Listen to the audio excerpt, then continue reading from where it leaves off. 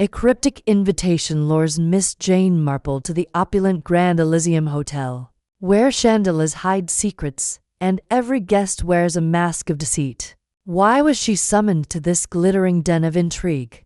As whispers of a compromised delivery and a stolen ledger surface, a gunshot shatters the night, and shadows flee into the garden.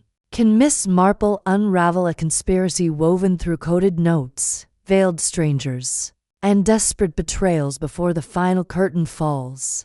Or will the hotel's dark heart claim its next victim? Step into a world of elegance and danger where nothing is as it seems. Chapter 1.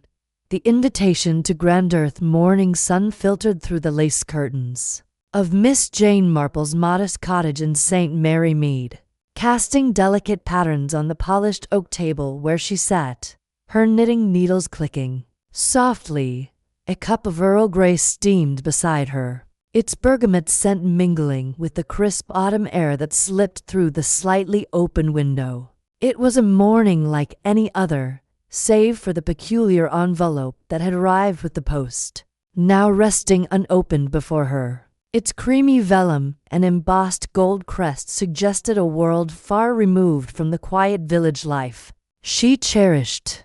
Miss Marple adjusted her spectacles and studied the envelope with the keen eye of one accustomed to noticing the smallest details. The handwriting was elegant, almost ostentatious, with loops and flourishes that spoke of confidence, perhaps arrogance. There was no return address, only her name, Miss J. Marple, scribed in jet black ink. She turned it over, noting the wax seal, stamped with an intricate design of a peacock feather. Curious, she murmured, her voice soft but laced with intrigue. She reached for her letter opener, a silver relic from her father's study, and slit the envelope with precision. Inside was an invitation, penned on heavy cardstock that smelled faintly of lavender. It read, "Dear Miss Marple, you are cordially invited to a week's stay at the Grand Elysium Hotel, London's premier establishment of elegance and refinement. Your presence is requested from the 15th to the 22nd of October. All expenses, including travel and accommodations, will be provided. We trust you will find the experience most enlightening. Yours sincerely." A friend's signature was as enigmatic as the invitation itself. Miss Marple leaned back in her chair, her knitting momentarily forgotten. "A friend," she repeated, her lips pursing slightly. She had many acquaintances, but none she could imagine sending such an extravagant gesture without a name. The Grand Elysium was no ordinary hotel. Its reputation for opulence was matched only by its exclusivity, a playground for the wealthy and influential. Why, then, had it extended such an offer to a retired spinster from a sleepy village? She rose, her movements deliberate, and crossed to the window, where she gazed at the chrysanthemums nodding in the breeze. Her mind, sharp as ever, began to weave possibilities.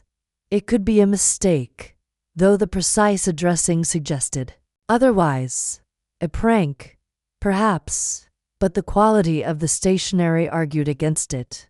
Or, she thought, her eyes narrowing, it was an invitation to something more, a puzzle, a secret, a mystery. Miss Marple had long ago learned that life's most intriguing invitations often came disguised as mundane opportunities. By noon, she had made her decision. She penned a brief acceptance, her handwriting as neat and unassuming as her demeanor, and entrusted it to the postman with a polite nod. The journey to London was arranged with remarkable efficiency. A first-class train ticket arrived the next day, along with a confirmation of her suite at the Grand Elysium. As she packed her modest suitcase to woolen cardigans, a sensible hat, and her favorite shawl, she felt a familiar thrill, the quiet anticipation of unraveling something hidden. The train to London was a marvel of modern comfort, its velvet, seats and polished brass fittings a stark contrast to the rattling carriages of her youth. Miss Marple sat by the window, her knitting in her lap, observing her fellow passengers with the unobtrusive scrutiny of a seasoned observer. A young couple whispered excitedly about their honeymoon. A businessman rustled his newspaper with impatience, and a woman in a fur stole stared vacantly at the passing countryside. None seemed connected to her mysterious invitation, but Miss Marple knew better than to dismiss anyone too hastily. Upon arriving at Paddington Station, she was met by a uniformed chauffeur holding a discreet sign with her name. He was a young man, perhaps 25, with a nervous smile and eyes that darted about as if expecting trouble. "Miss Marple, I'm Thomas, from the Grand Elysium.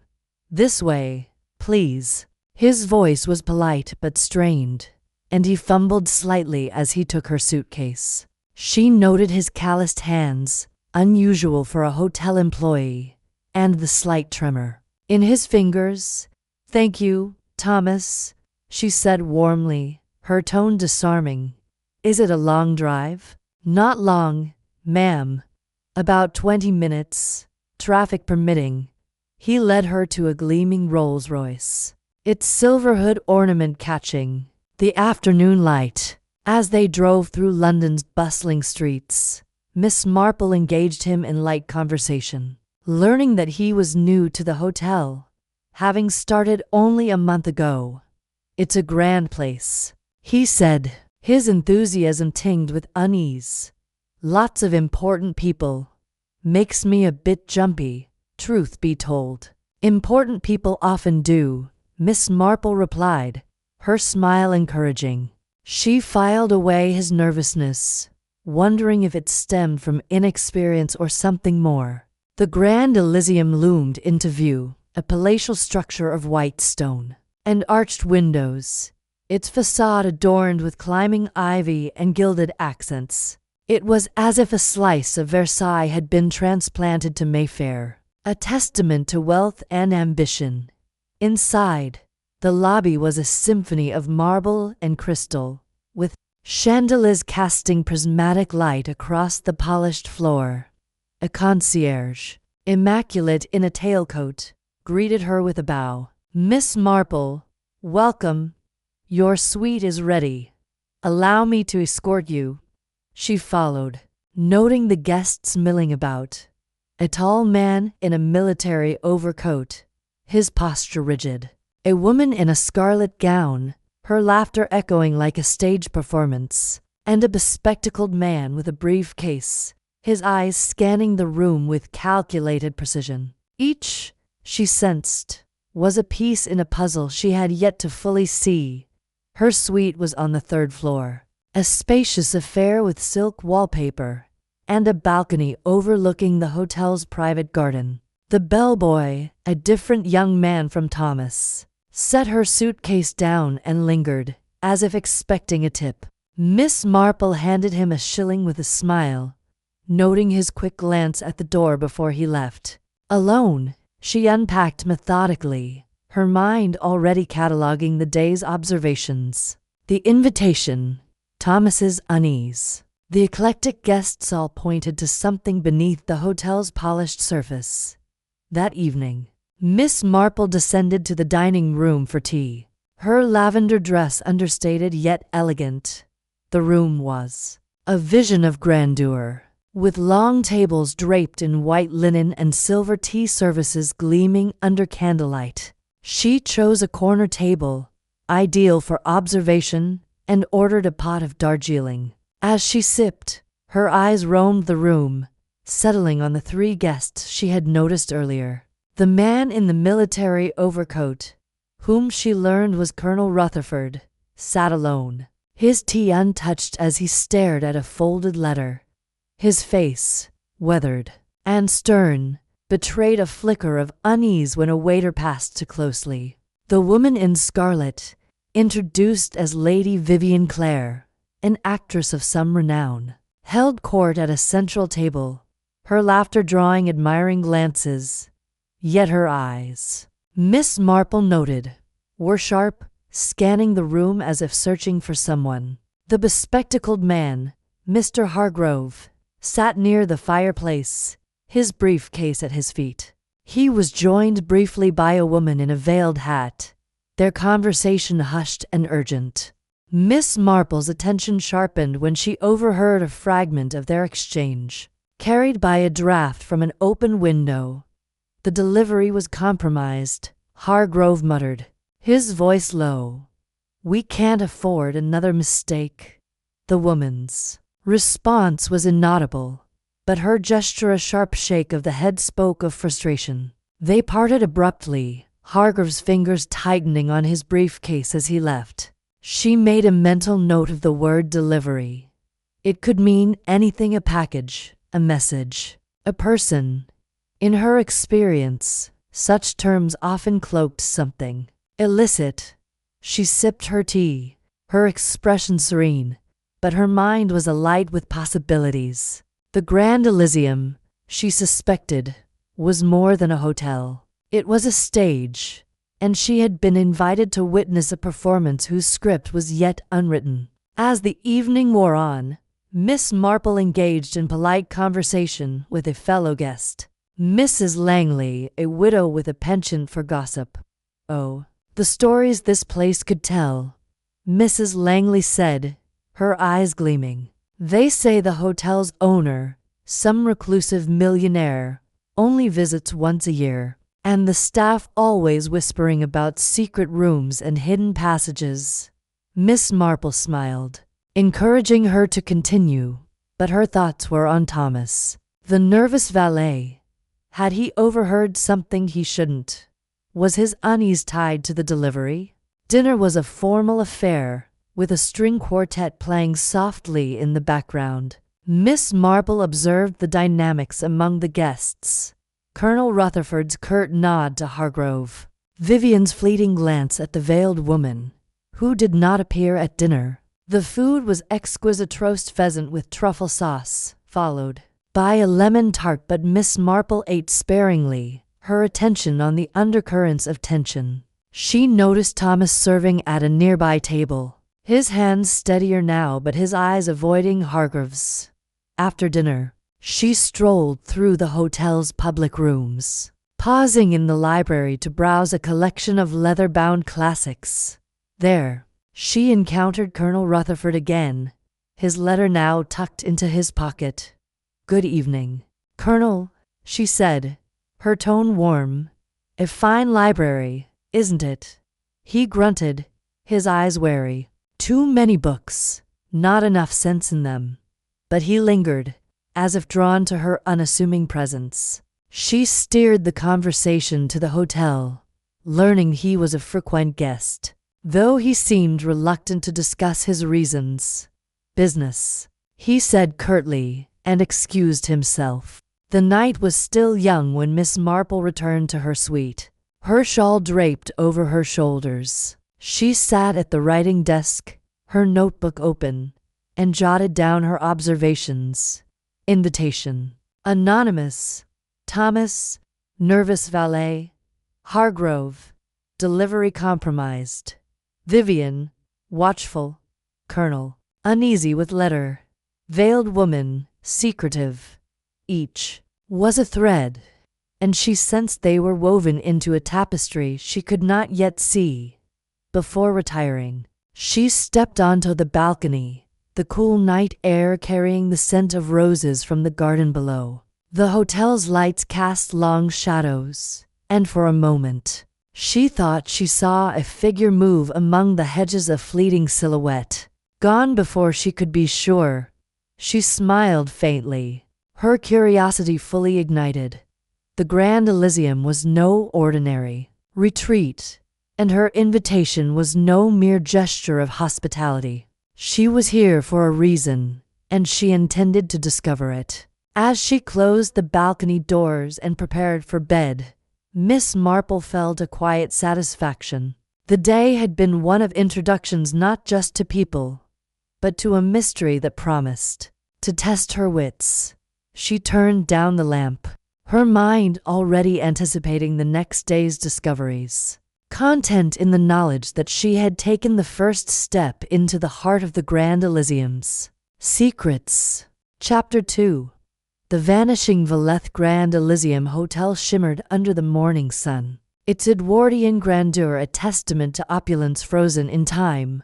Miss Jane Marple, seated at a corner table in the palm court, sipped her Darjeeling with the precision of a woman who missed nothing. The clink of fine china and the murmur of guests wove a delicate tapestry of civility. But beneath it, Miss Marple sensed a thread of unease, like a faint discord in an otherwise perfect sonata.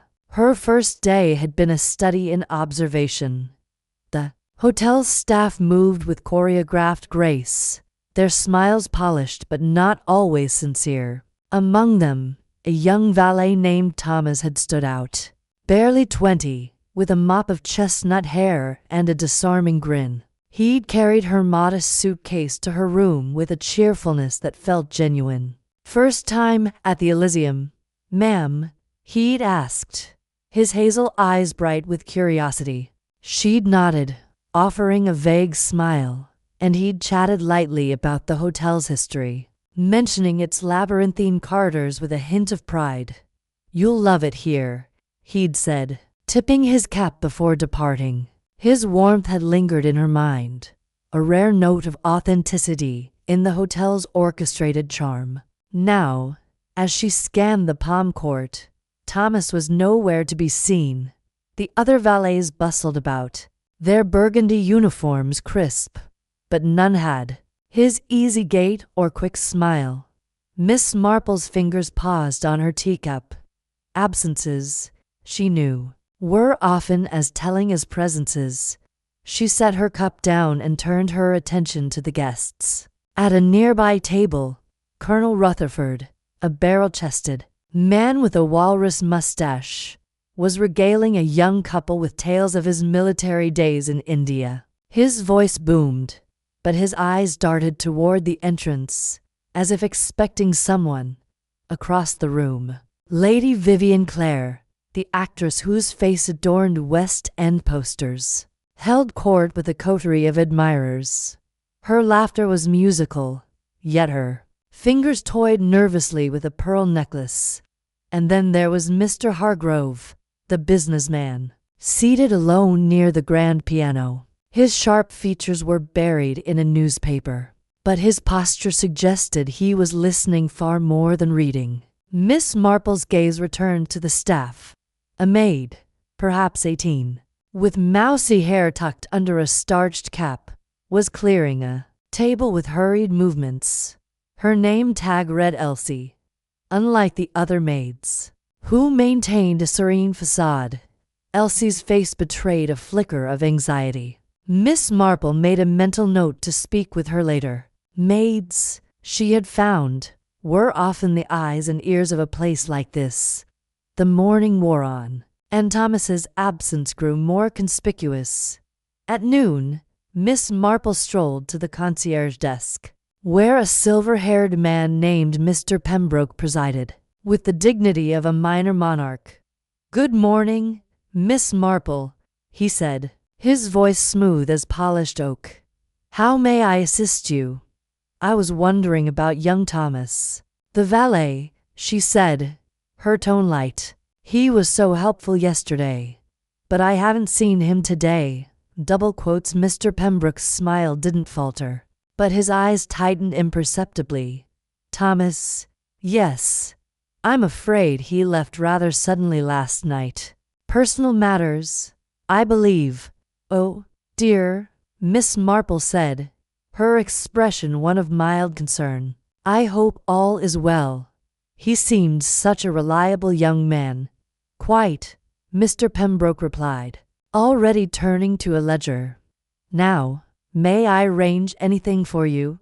A tour of the gardens, perhaps?" Miss Marple declined politely and drifted toward the lobby, her mind turning over Pembroke's words. "Left suddenly" was a phrase that rarely meant what it said. She lingered near a marble pillar, ostensibly admiring a vase of lilies, but her ears were attuned to the staff's hushed conversations. A porter muttered to another about Thomas's locker still being full of his things, hardly the mark of a planned departure. By afternoon, Miss Marple decided to seek out Elsie. She found the maid in a quiet corridor near the service stairs, polishing a brass sconce with more vigor than necessary. "Good afternoon, Elsie," Miss Marple said, her voice gentle. "You seem rather busy today." Elsie started, nearly dropping her cloth. "Oh, ma'am, didn't see you there." Her cheeks flushed, and she glanced down the corridor as if expecting someone. "I don't mean to interrupt," Miss Marple continued, "but I couldn't help noticing how hard you're working. It must be challenging with Thomas gone so suddenly." Elsie's eyes widened. "You heard about that, ma'am?" She hesitated, then lowered her voice. "It's queer, ain't it? Thomas was here last night, chatting like always, then poof, gone. Didn't even say goodbye." Miss Marple nodded sympathetically. "Did he seem troubled at all?" Elsie bit her lip, her hands twisting the cloth. "Well, I shouldn't say, but he was in a right state last night. I saw him near the east wing, arguing with someone. Couldn't see who, but Thomas looked proper upset. Arguing." Miss Marple's tone was one of mild surprise, though her mind was racing. How curious. Was it another staff member? Perhaps. "Dunno, ma'am. It was dark, and I was just passing by. Didn't want to eavesdrop. You see." Elsie's eyes darted to the stairs. "I'd best get back to work. Mrs. Hawthorne, she's the housekeeper. She'll have my hide if I'm caught chatting." "Of course, dear," Miss Marple said. "Thank you for indulging an old woman's curiosity." As Elsie scurried off, Miss Marple's gaze settled on the service stairs, the east wing. Elsie had said the hotel's layout was a maze of corridors and hidden passages, a relic of its Victorian origins. If Thomas had been arguing there, it suggested a clandestine meeting, one he hadn't wanted others to witness. Miss Marple spent the next hour exploring the east wing under the pretense of admiring the hotel's architecture. The corridors were quieter here, lined with faded tapestries and portraits of stern-faced aristocrats.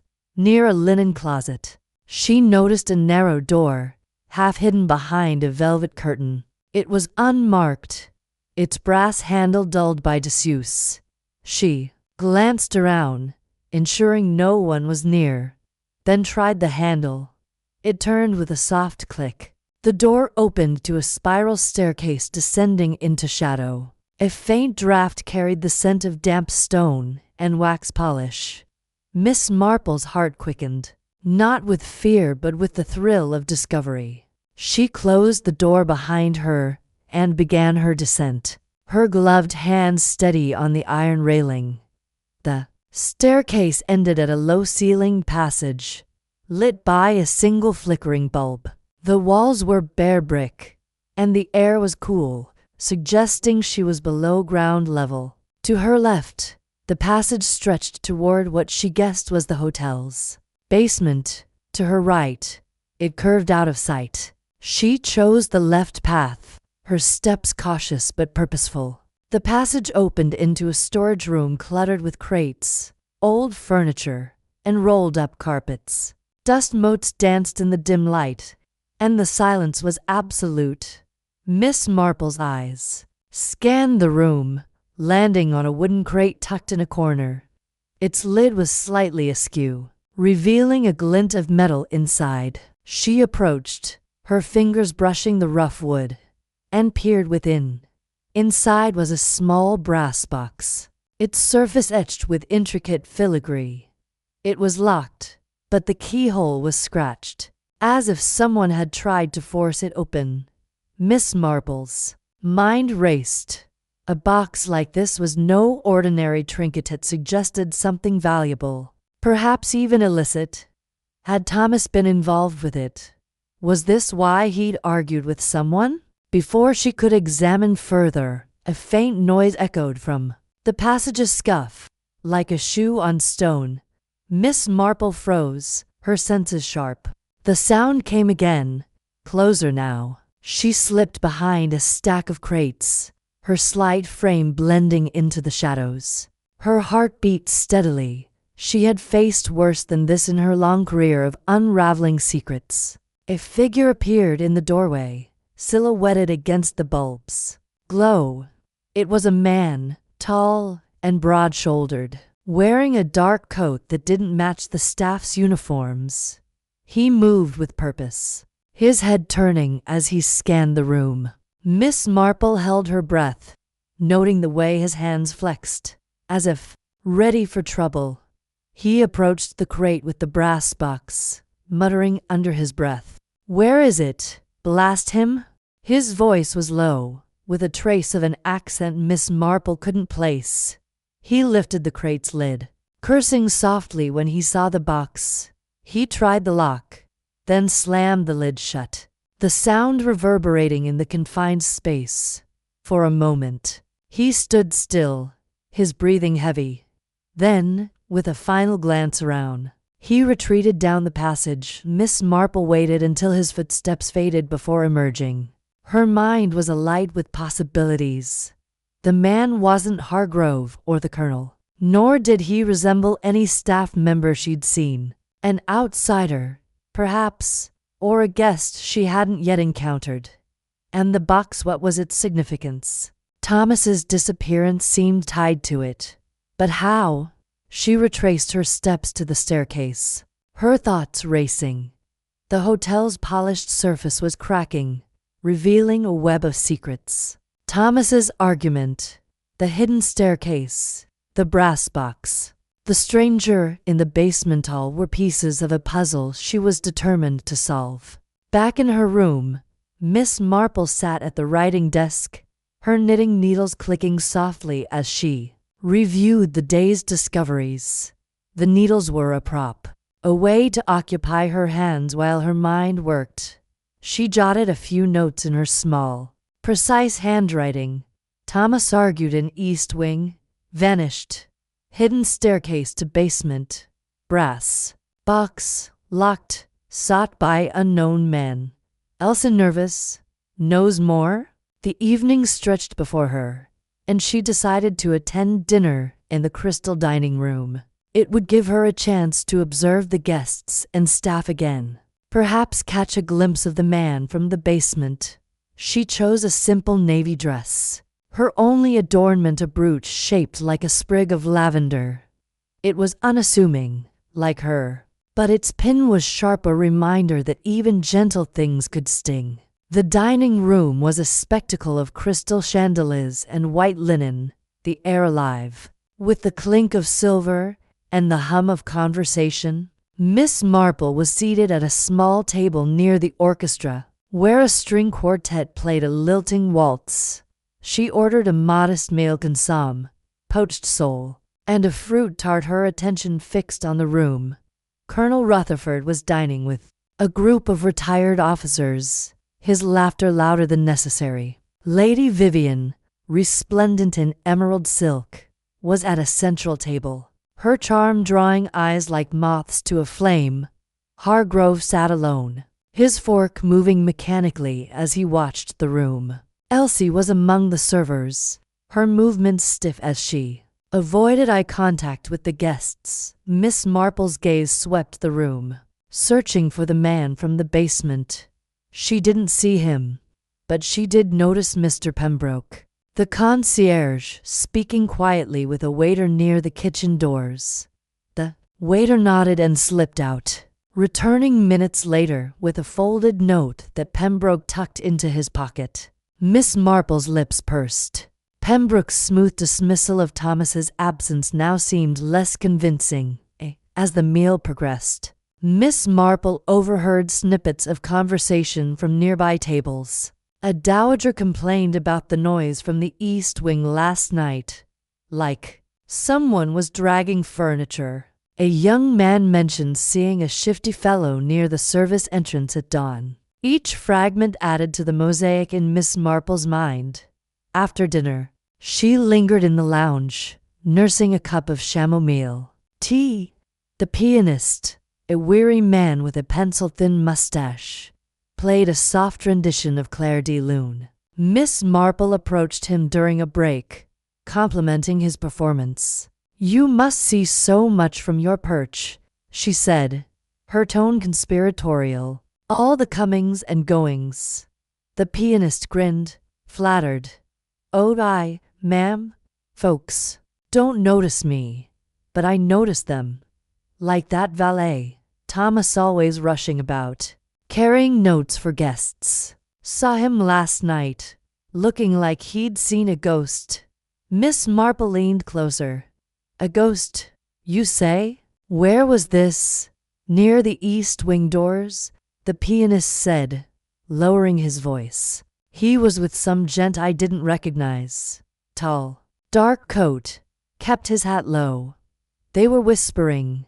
Then Thomas bolted like the devil was after him." Miss Marple thanked him and returned to her tea, her mind whirring. The pianist's story matched Elsie's, confirming the argument in the East Wing. The man in the dark coat sounded like the one from the basement. Was he a guest, a criminal, or something else entirely? As the lounge emptied, Miss Marple decided to revisit the East Wing. The hotel was quieter now, the corridors lit by soft gaslight. She moved with the unhurried grace of an elderly lady out for a stroll, her eyes sharp beneath her serene expression. Near the linen closet, she paused, listening. The hotel seemed to hold its breath, its secrets locked in its walls. She reached the hidden door and hesitated. Returning to the basement was risky, but the brass box nagged at her. If it was still there, it might yield more clues. She opened the door and descended the staircase once more, her steps lighter this time, her senses attuned to every sound. The storage room was unchanged, the crate still in its corner. The brass box gleamed faintly, undisturbed. Miss Marple knelt, her knees protesting, and examined it closely. The filigree formed a pattern, a crest, perhaps, though not one she recognized. She traced it with a gloved finger, committing it to memory. A sudden creak from the passage made her heart skip. She rose swiftly, slipping behind the crates again. This time, two figures entered, their voices low but distinct. One was the man from earlier, his dark coat unmistakable. The other was Miss Marple. Stifled a gasp. "Mr. Pembroke, where's the blasted thing?" The man growled. "You said the boy had it." "He did," Pembroke snapped, his polished demeanor gone. "But he's vanished, hasn't he? I told you to handle him quietly." "Quietly?" The man's voice was bitter. "He was onto us, asking questions. If he's run off with it." "He hasn't," Pembroke cut in. "His things are still here. He's hiding, or worse." Miss Marple's mind raced. Pembroke's involvement was a shock, though not entirely unexpected. His role as concierge gave him access to every corner of the hotel and every secret that they spoke of was likely the brass box, or its contents.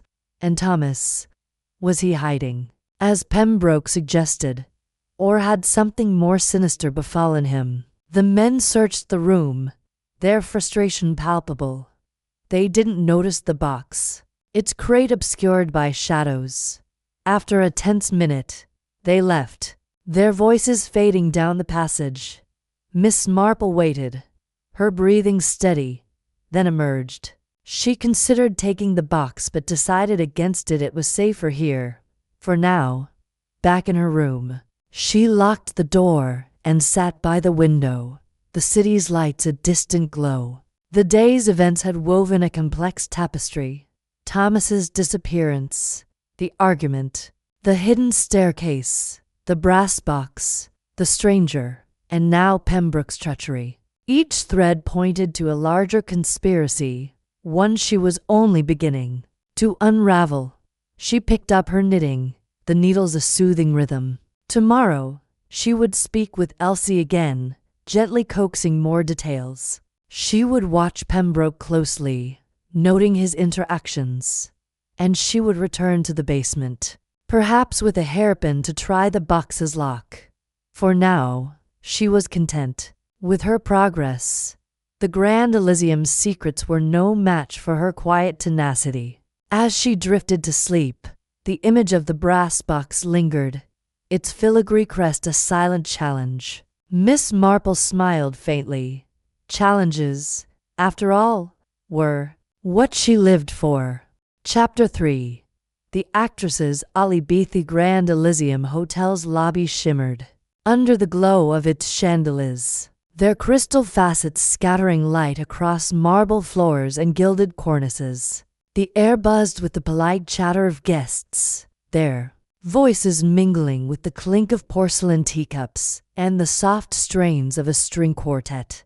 Tucked discreetly in the corner, Miss Jane Marple sat in a high-backed velvet chair near a towering fern, her knitting needles clicking rhythmically as she observed the scene. Her sharp eyes, hidden behind a gentle smile, missed nothing, not the nervous flutter of a guest's hand, nor the quick glance exchanged between two strangers. To the casual observer, she was merely an elderly spinster enjoying a quiet morning. But Miss Marple was already weaving a tapestry of suspicions, each thread drawn from the hotel's glittering facade. It was her third day at the Grand Elysium, and the cryptic conversation she'd overheard during tea on her first afternoon still lingered in her mind. A delivery gonorrhea, mentioned in hushed tones by two men in the lounge, had piqued her curiosity. The hotel, with its Edwardian grandeur and impeccable staff, seemed too perfect, too polished. Miss Marple knew that such perfection often concealed secrets, and she had come to trust her instincts about such things. The disappearance of Thomas, the charming valet, only deepened her sense that something was amiss. His absence, coupled with the maid Elsie's nervous whispers about his argument with a guest, had set Miss Marple's mind to work. Today, she intended to observe the hotel's guests more closely, particularly the glamorous actress, Lady Vivian Clare, whose presence seemed to command every room she entered.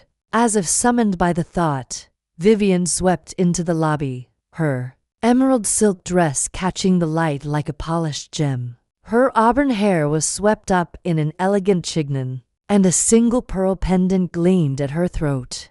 She moved with the grace of a stage performer, every step calculated to draw eyes. The other guests obliged, their conversations faltering as they turned to watch her. Miss Marple, however, noted the slight tension in Vivian's shoulders, the way her smile flickered when she thought no one was looking. The actress paused near the concierge desk, exchanging pleasantries with a young clerk who blushed under her attention. Then, with a flourish, she turned toward the private salon, a secluded room reserved for the hotel's most exclusive guests. Miss Marple's needles paused. The private salon had been mentioned in passing by Elsie, who had hinted at a heated meeting there the previous evening. Intrigued, Miss Marple tucked her knitting into her bag and rose, her movements slow and deliberate to avoid drawing attention. She made her way toward the salon, her soft-soled shoes silent on the polished floor. As she approached, she heard raised voices, a man's low growl and a woman's sharp retort.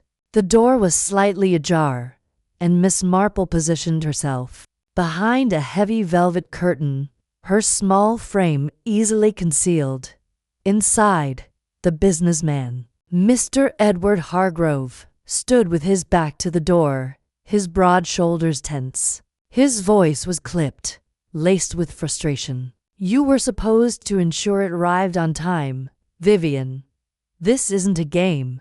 Vivian, seated on a plush sofa, crossed her arms, her expression defiant. "Don't lecture me, Edward. I did my part.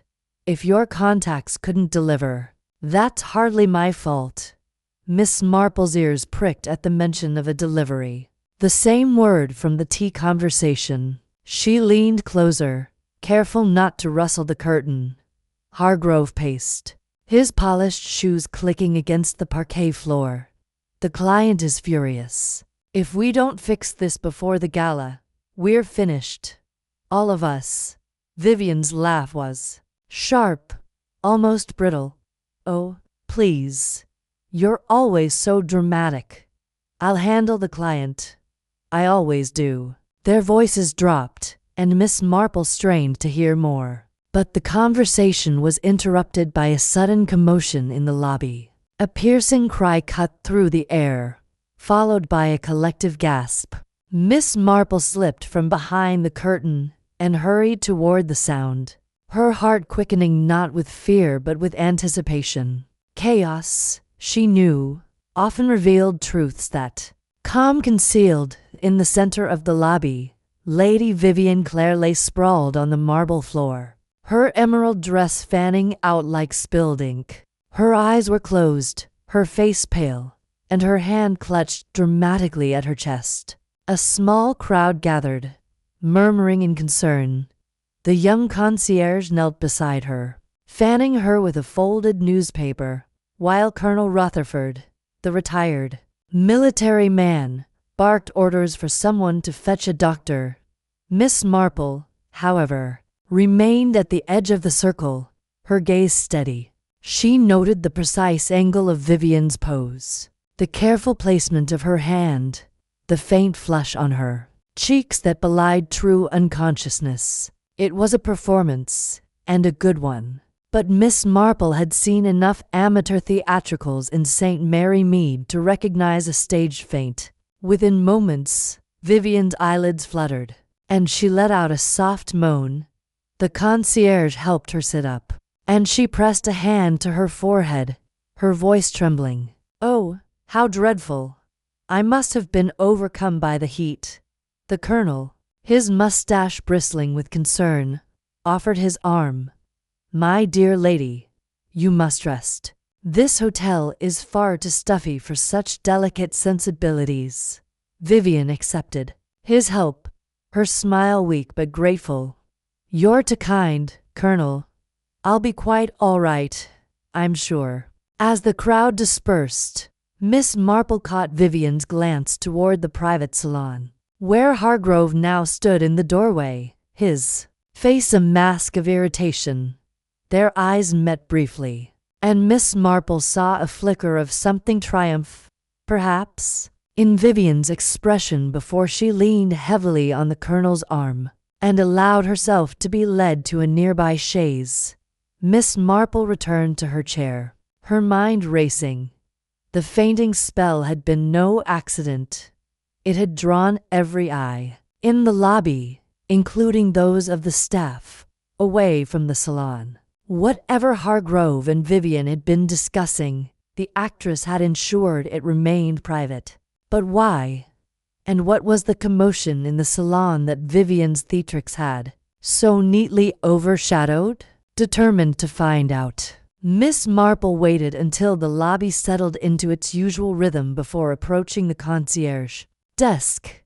The young clerk, still flustered from the incident, was rearranging a stack of guest cards. Miss Marple offered him her warmest smile. "My dear boy, you handled that situation splendidly. Poor Lady Vivian's such a shock for her." The clerk, whose name tag read Henry, blushed again. "Thank you, ma'am. She's quite the lady, isn't she? Always so charming." "Indeed," Miss Marple said, her tone light. "I couldn't help but notice the commotion earlier, near the private salon. Was everything all right?" Henry hesitated, glancing toward the salon's closed door. "Oh, it was nothing, ma'am. Just some guests having a disagreement. It happens sometimes." Miss Marple tilted her head, her expression one of gentle curiosity. "A disagreement? How curious. I thought I heard Mr. Hargrove's voice." "Such A forceful gentleman. Henry's smile faltered. Well, yes, ma'am. Mr. Hargrove was in there. And, well, it's not my place to say, but there was a bit of a row.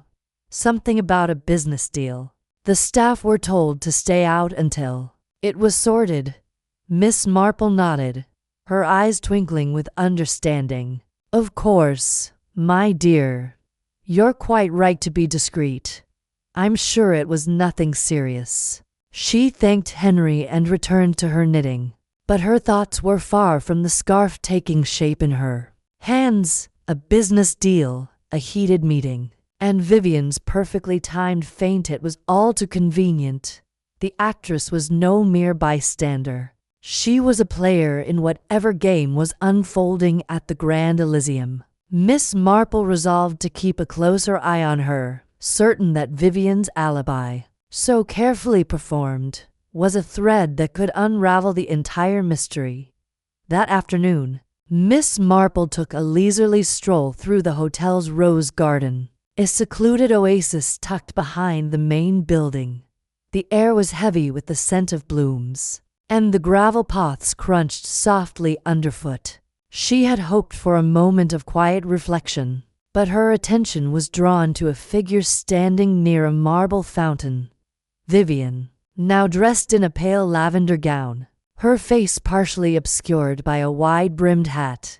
She was speaking in low tones to a man Miss Marple didn't recognize at all. Lean figure with a sharp jaw and a tailored suit that spoke of wealth. Their conversation was too quiet to overhear, but Vivian's gestures were animated, her hands fluttering like birds. Miss Marple paused behind a trellis of climbing roses, pretending to admire the flowers. The man handed Vivian a small envelope, which she tucked into her handbag with a quick, practiced motion. He glanced around, his eyes passing over Miss Marple without pause, and then he strode away, disappearing through a side gate. Vivian lingered a moment, her expression unreadable, before returning to the hotel. Miss Marple's heart quickened. The envelope could be nothing, a letter, a theater ticket, but her instincts told her otherwise. She waited a few minutes before following Vivian's path back to the lobby, where she found the actress seated at a small table, sipping tea with the Colonel. Their conversation appeared light, filled with laughter, but Miss Marple noted the way Vivian's hand rested on her handbag, as if guarding its contents. Determined to learn more, Miss Marple approached the table, her smile disarming. Lady Vivian, Colonel Rutherford, how lovely to see you both. I do hope you're feeling better, my dear. Vivian's smile was radiant, though her eyes flickered with caution. Oh, Miss Marple, you're too kind. I'm quite recovered. Thank you. Just a momentary lapse. The Colonel nodded vigorously. A delicate constitution. That's all. Nothing a bit of rest won't cure. Miss Marple settled into a chair, uninvited but undeterred. I'm so glad to hear it. I was just in the rose garden. What a charming spot. I saw you there, Lady Vivian, with a gentleman, a friend of yours. Perhaps. Vivian's smile tightened, but she recovered quickly. Oh, you must mean Mr. Langley. He's a theater producer, you know, always pestering me about some new production. She laughed, a sound like breaking glass. Nothing of interest, I assure you. Miss Marple nodded, her expression one of polite interest. How fascinating. The theater must be such an exciting world. The conversation turned to trivial matters, but Miss Marple's mind was elsewhere. Mr. Langley, if that was his name, had not looked like a theater producer. His demeanor had been too guarded, his movements too precise. And the envelope, what could it contain? A payment, a message, a piece of the puzzle she was beginning to assemble.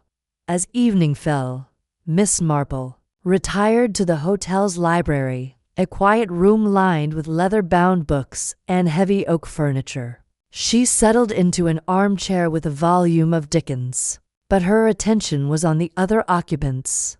A few guests reading newspapers, a waiter delivering drinks, and, to her surprise, Mr. Hargrove, seated at a writing desk in the corner.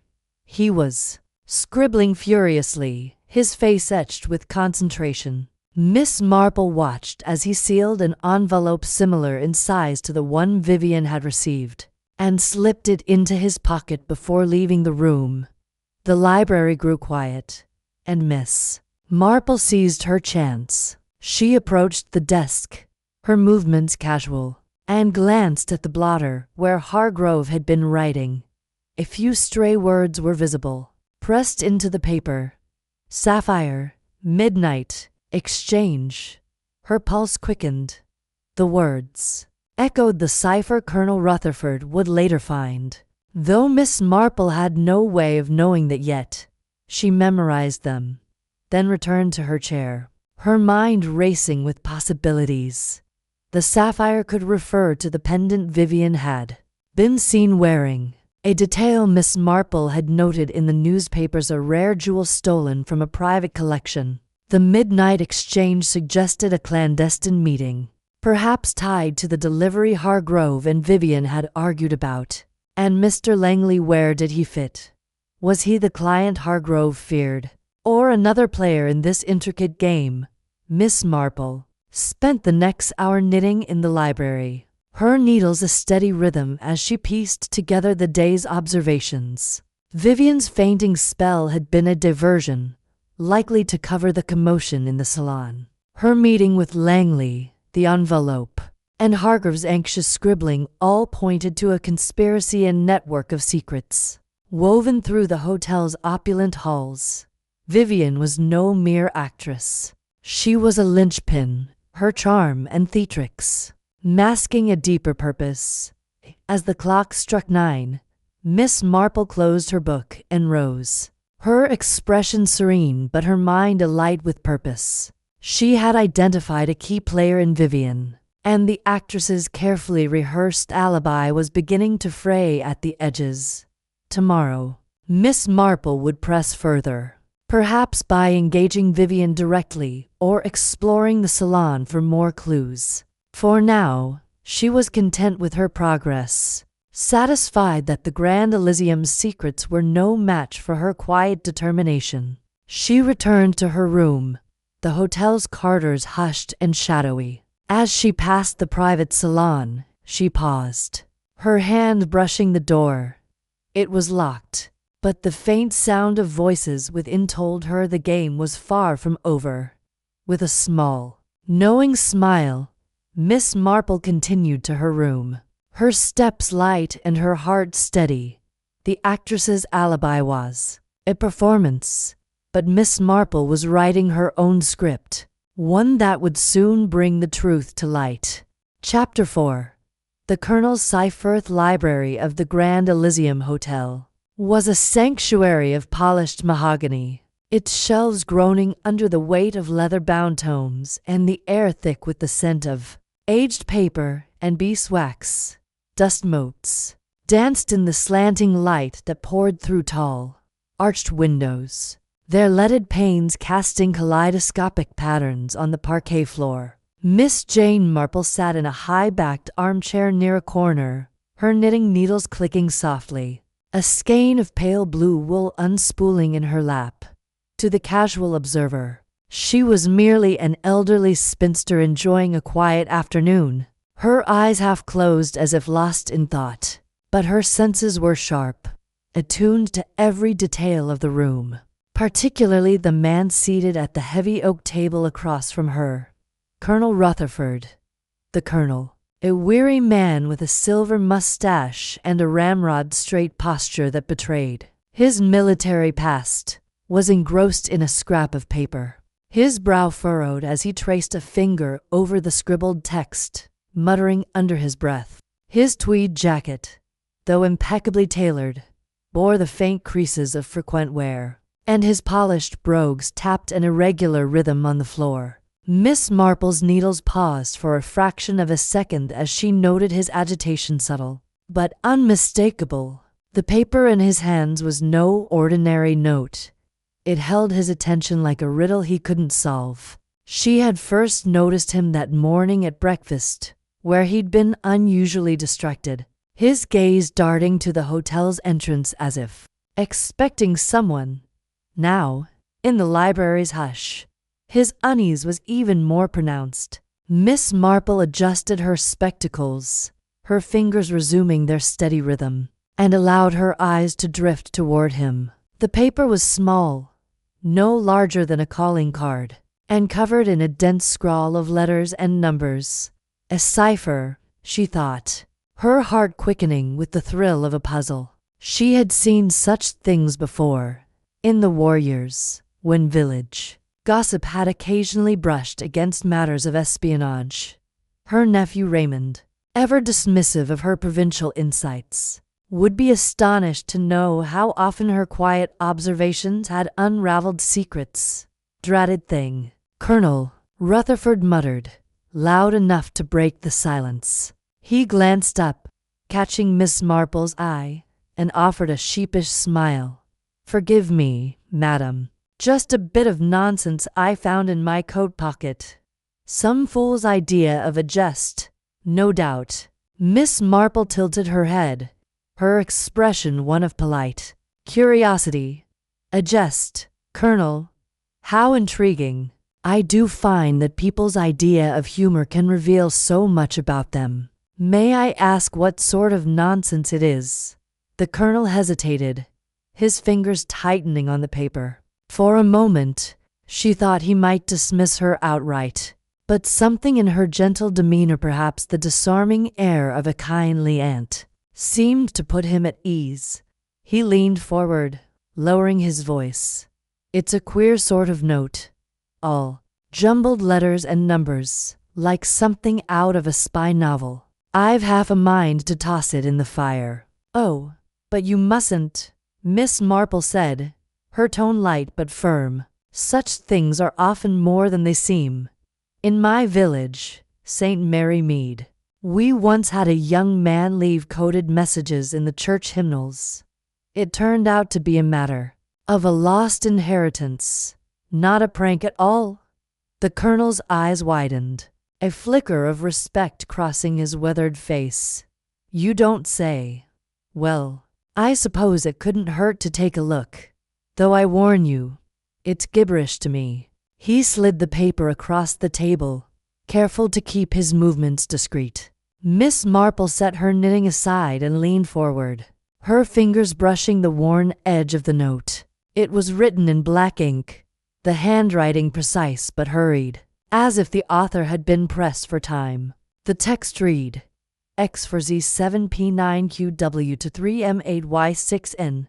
Midnight Exchange Rose Garden. Her mind sparked with recognition. The format was familiar, reminiscent of the substitution ciphers used during the Great War, when coded messages were sent to obscure troop movements or supply drops.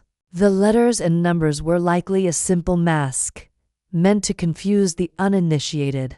The words Midnight Exchange and Rose Garden were clear enough, but the preceding string demanded decryption.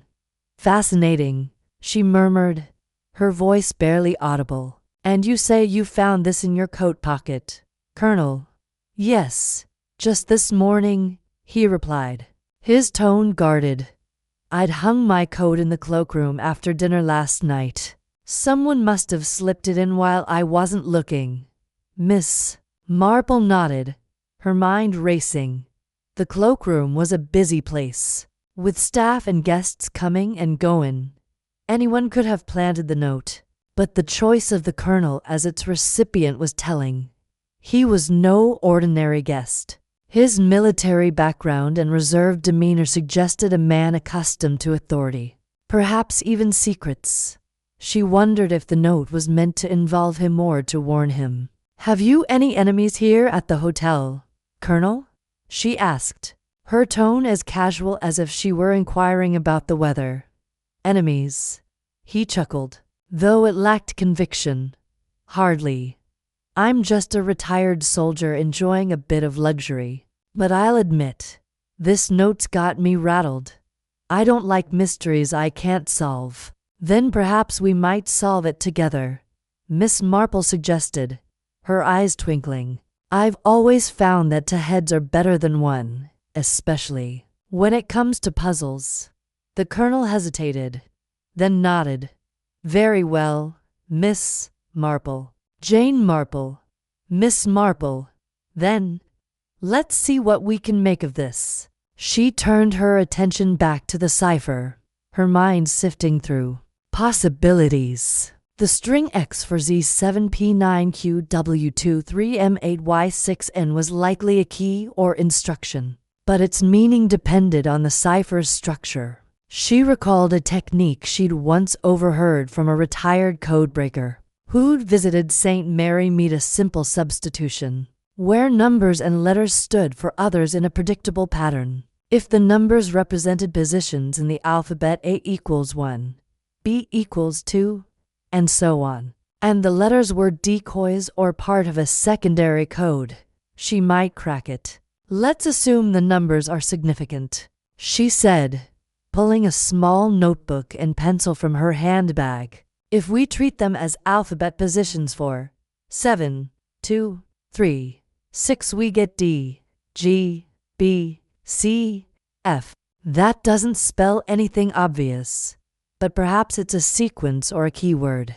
The Colonel leaned closer, his skepticism giving way to curiosity. You think it's that simple? Not simple, Colonel.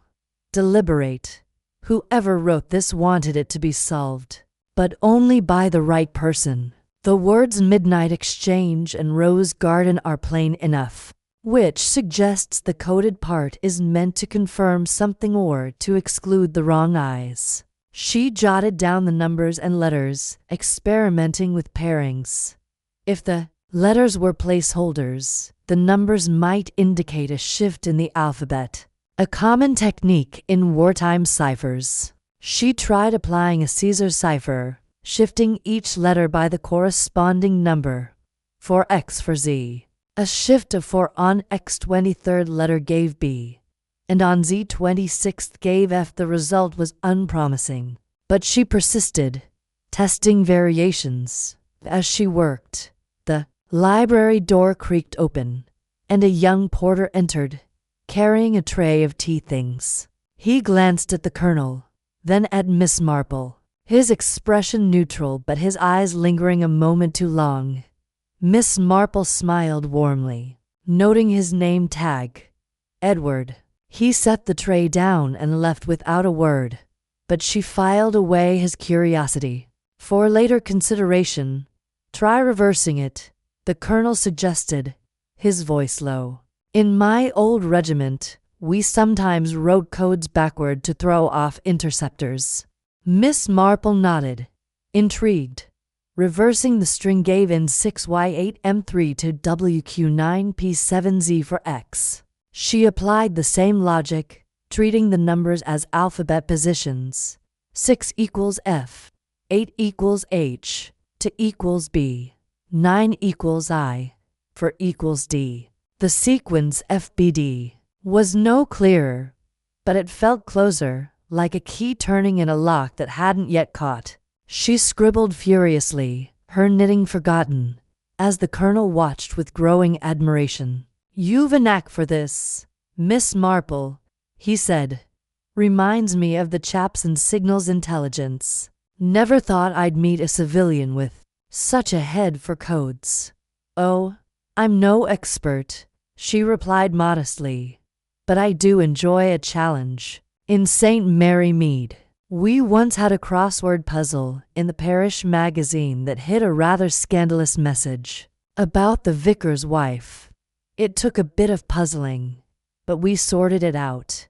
The Colonel laughed, a genuine sound that eased the tension. In the room, you're full of surprises. So, what's your next step? She tapped her pencil against the notebook, her mind circling back to the clear text. Midnight Exchange Rose Garden. The cipher may be a decoy, she mused.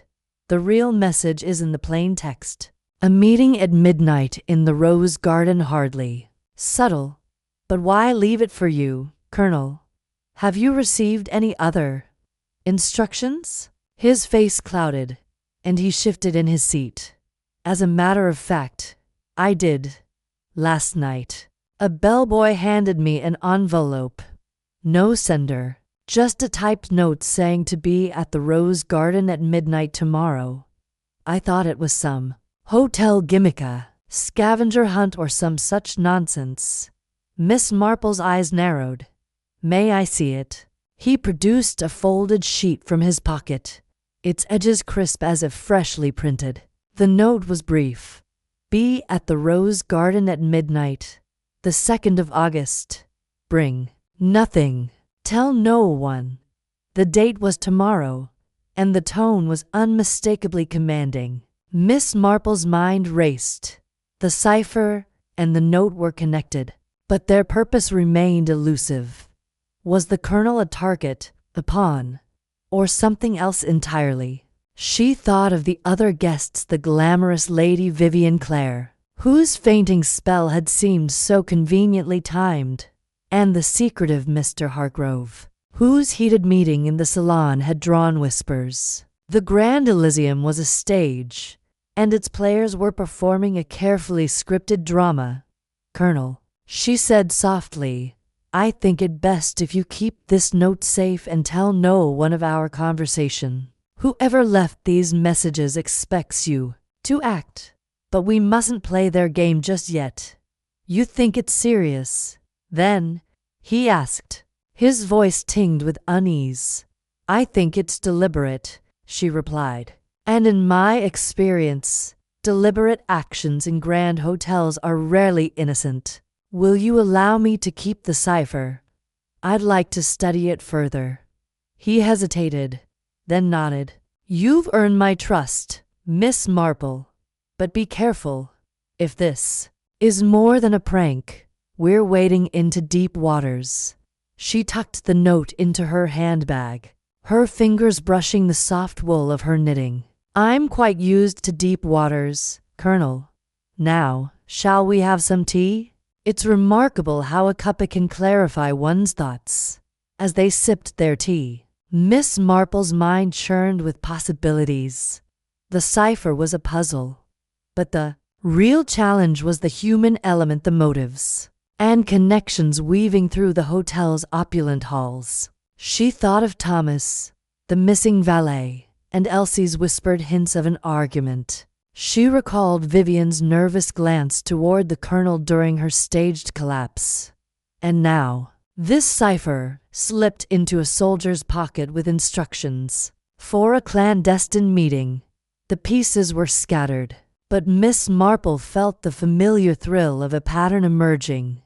That evening, she retired to her room, the cipher tucked safely in her handbag. She sat at the small writing desk, her lamp casting a warm glow over the paper. She tried new approaches, mapping the letters to a grid, testing for anagrams, even considering musical notation, a trick she'd once seen in a village mystery involving a coded hymn. But the solution remained elusive, a lock she couldn't quite pick. A soft knock at her door startled her. It was Elsie, the maid, her face pale in the dim light. Miss Marple, I'm sorry to bother you so late, but I heard something odd.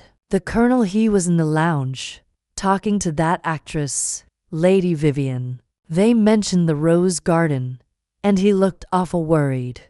Miss Marple's heart quickened. Did you hear anything specific, Elsie? Only that she said, it's set for tomorrow, and you'd best not back out. I didn't stay to hear more. I didn't want to be caught eavesdropping. You did well to tell me, Miss Marple said, patting the girl's hand. Now, go back to your duties, and don't breathe a word of this to anyone. Elsie nodded and slipped away, leaving Miss Marple alone with her thoughts. The Rose Garden at midnight, Vivian's involvement, the Colonel's cipher. The threads were tightening, and she felt a quiet satisfaction in her progress. She returned to the cipher, her pencil moving with renewed purpose. If the numbers were a key, perhaps they pointed to a specific letter in each group. Taking the fourth letter after X, the seventh after P, and so on, she tested a new sequence. The result was gibberish, but she was undeterred. The answer was there, waiting to be found. As the clock struck 11, Miss Marple set the cipher aside and prepared for bed. She would need her rest, for tomorrow midnight was coming, and with it, the promise of answers. She thought of St. Mary Mead, where mysteries were small but no less intricate, and smiled. The Grand Elysium was a far grander stage, but human nature was the same everywhere. Greed, fear, ambition, these were the true ciphers, and Miss Marple was adept at reading them. She slipped the cipher into a hidden pocket of her handbag, secured it with a pin, and turned out the light. Tomorrow, she would watch the rose garden, not as a participant, but as an observer, her sharp eyes missing nothing. The Colonel's cipher was a key, but to what door? She would soon discover. With a contented sigh, she closed her eyes, ready to face the next act of the Grand Elysium's unfolding drama. Chapter 5. The Midnight Exchange at Grand Elysium Hotel, with its gilded arches and crystal chandeliers, stood silent under the weight of midnight. The air was crisp, laced with the faint perfume of roses from the sprawling garden below. Miss Jane Marple, clad in her sensible woolen shawl and a pair of soft-soled slippers, stood at her window on the third floor, gazing out at the shadowed expanse of the hotel grounds. Her keen eyes, undimmed by age, traced the faint outlines of trellises and hedges, where moonlight cast jagged patterns like a puzzle waiting to be solved. She had not come to the window by chance. Earlier that evening, her sharp ears had caught Colonel Rutherford's muttered mention of a midnight exchange in the rose garden, a phrase that had lingered in her mind like a stray thread in a tapestry. Miss Marple's decision to observe was not impulsive. The cipher she had decoded with the Colonel earlier that day, a scrap of paper referencing this very hour and place, had set her mind alight with possibilities. She had no intention of confronting anyone. That was not her way. Instead, she would watch, listen, and piece together the threads of this curious affair. The hotel, with its polished veneer of Edwardian splendor, was hiding something, and she was determined to uncover it without so much as raising an eyebrow among the staff or guests. She adjusted her shawl, her fingers brushing the small notebook tucked into her pocket. It contained her observations thus far: the valet Thomas's sudden disappearance, Lady Vivian Clare's theatrical fainting spell, and Mr. Harker's guarded demeanor. Each was a fragment, incomplete but suggestive, and tonight's exchange might just be the key to binding them together. With a final glance at her room, tidy, unremarkable, and perfectly suited to her unobtrusive presence, she slipped out, locking the door with a soft click.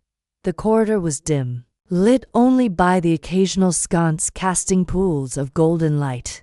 Her slippers made no sound on the thick carpet as she moved toward the service staircase she had discovered near the staff quarters. It was a narrow, spiraling affair, meant for maids and porters, not guests, but Miss Marple had always found such routes more revealing than the grand marble staircases. She descended carefully, her hand steady on the worn banister, her senses attuned to every creak and whisper of the old building. At the ground floor, she paused, listening. The faint clink of glasses drifted from the ballroom, where a late-night card game among a few guests was still underway. Satisfied that no one was near, she pushed open a side door that led to the garden. The night air greeted her, cool and sharp, carrying the scent of damp earth and blooming roses. She stepped onto a gravel path, her eyes adjusting to the moonlight, and made her way toward the rose garden, keeping to the shadows of the towering yew hedges.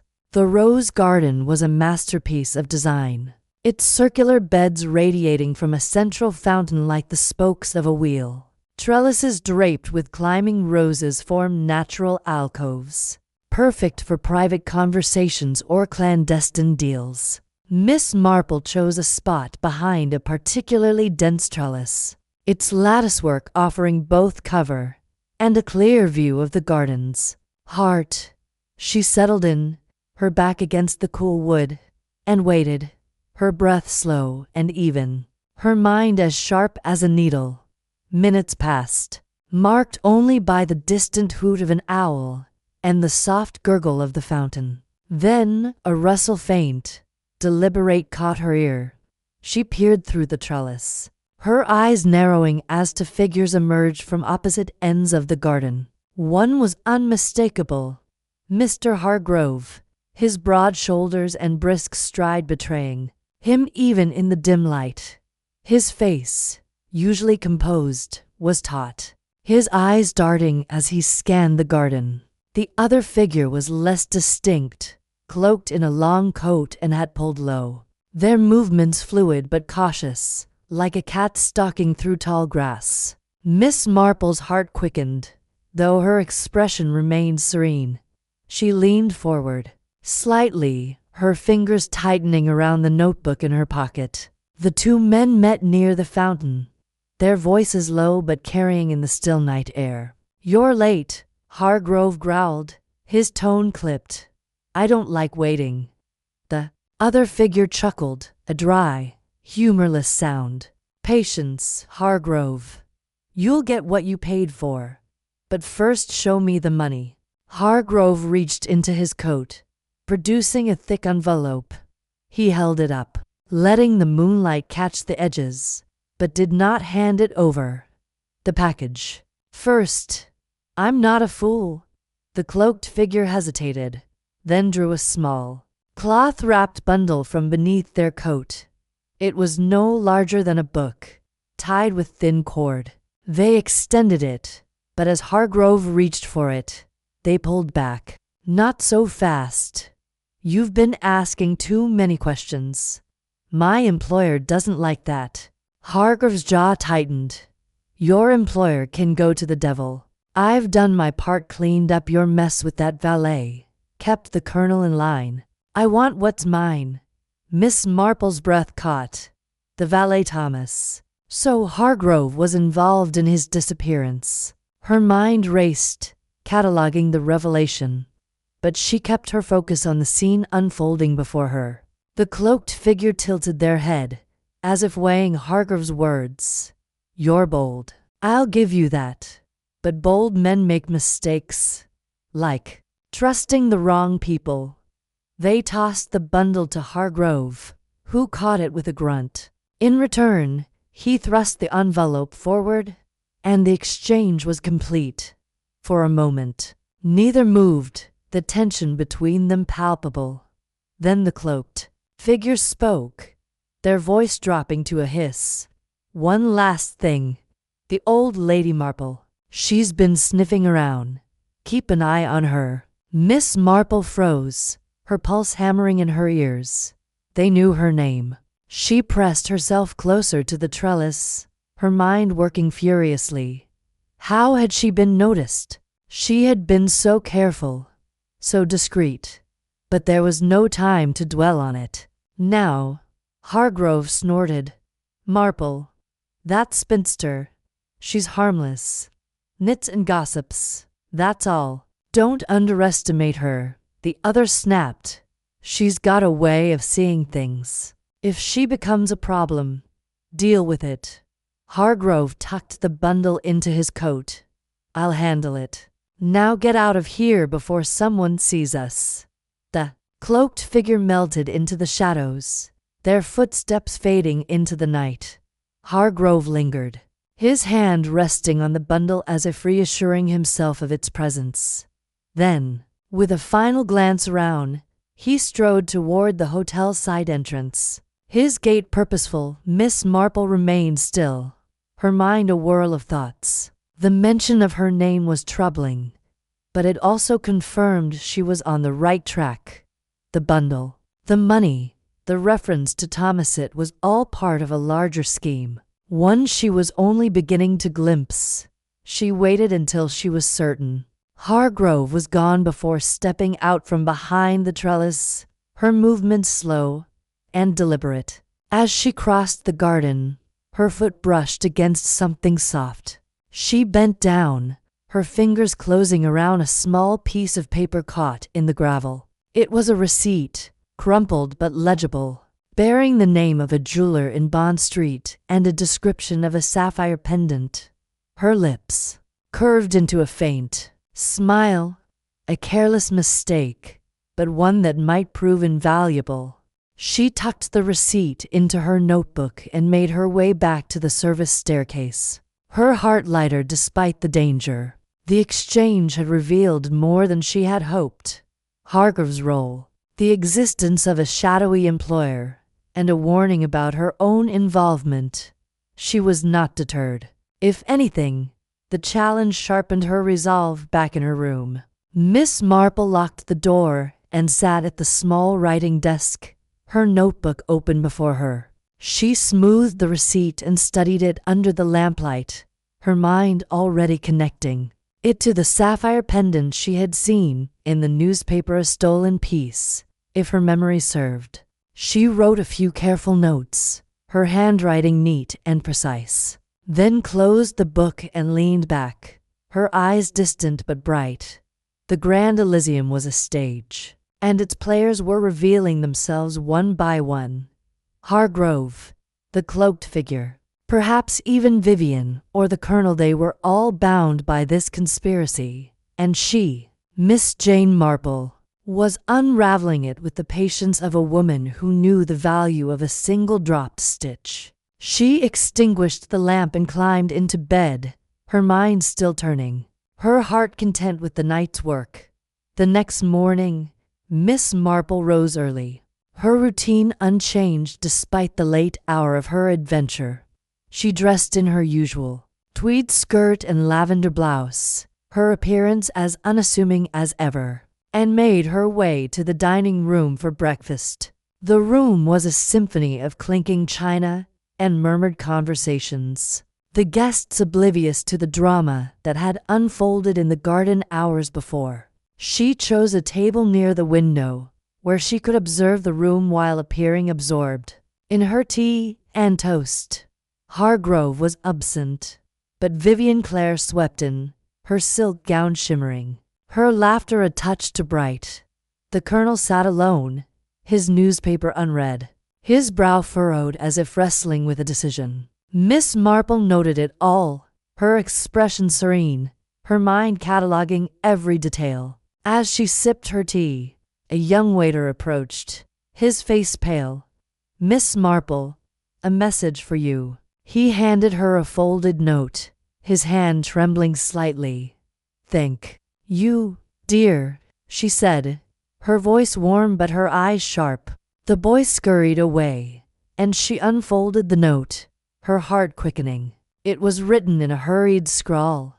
"Stay out of it, old woman, or you'll regret it." She folded the note and tucked it into her handbag, her lips pursing slightly. A threat, and a clumsy one at that. Whoever had sent it was rattled, and that was to her advantage. She finished her breakfast, her demeanor unchanged, but her resolve hardened. The game was well and truly afoot, and Miss Marple was not one to back down. The day unfolded with deceptive calm. Miss Marple spent the morning in the hotel's lounge, her knitting needles clicking rhythmically as she listened to the gossip of the other guests. A countess complained about a missing brooch, a young couple whispered about eloping. None of it seemed connected to the midnight exchange, but Miss Marple knew better than to dismiss anything outright. She had solved too many mysteries. By paying attention to the seemingly trivial, by afternoon, she decided to test the waters. She approached the concierge, Mr. Willis, a man whose polished manners hid a wealth of knowledge about the hotel's goings-on. "Good afternoon, Mr. Willis," she said, her voice mild. "I was wondering if you might help me with a small matter. I've misplaced a receipt from a jeweler in Bond Street. Have any such papers been turned into lost and found?" Mr. Willis's smile faltered for a fraction of a second, but he recovered quickly.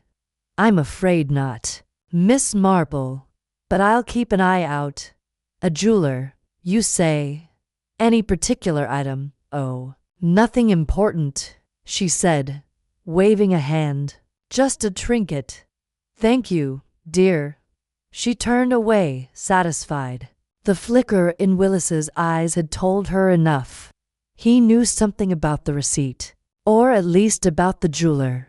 She would pursue that thread later, but for now, she needed to focus on Hargrove. The businessman had been scarce all morning, and she suspected he was either hiding or planning his next move.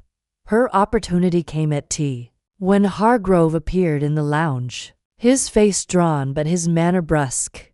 He ordered a brandy and sat alone, his fingers drumming on the table. Miss Marple, seated nearby with her knitting, observed him through the corner of her eye. He was nervous, and nervous men made mistakes.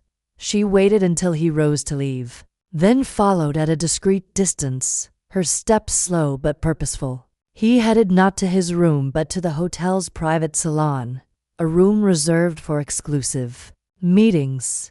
The door was ajar, and she caught a glimpse of another figure inside, a woman, her face obscured by a veiled hat. Miss Marple's heart leapt.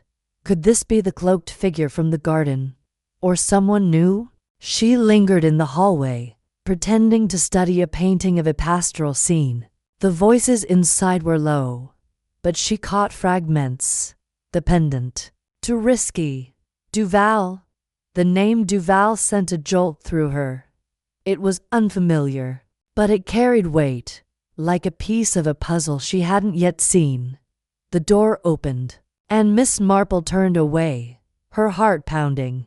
Hargrove emerged, his face flushed, followed by the woman, who moved with a grace that suggested confidence or danger. Miss Marple kept her eyes on the painting, her expression bland, but her mind was racing. Duval. She would need to find out who or what that was, and soon. That evening, Miss Marple attended the hotel's nightly concert in the ballroom, her presence as unremarkable as ever. The orchestra played a lively waltz, and the guests swirled across the dance floor, their laughter mingling with the music. She sat near the back, her knitting in her lap, her eyes scanning the room. Vivian was there, dazzling in a sapphire blue gown, her neck bare of any pendant. The colonel was absent, but Hargrove stood near the bar, his gaze fixed on the dancers, his hand never straying far from his coat pocket.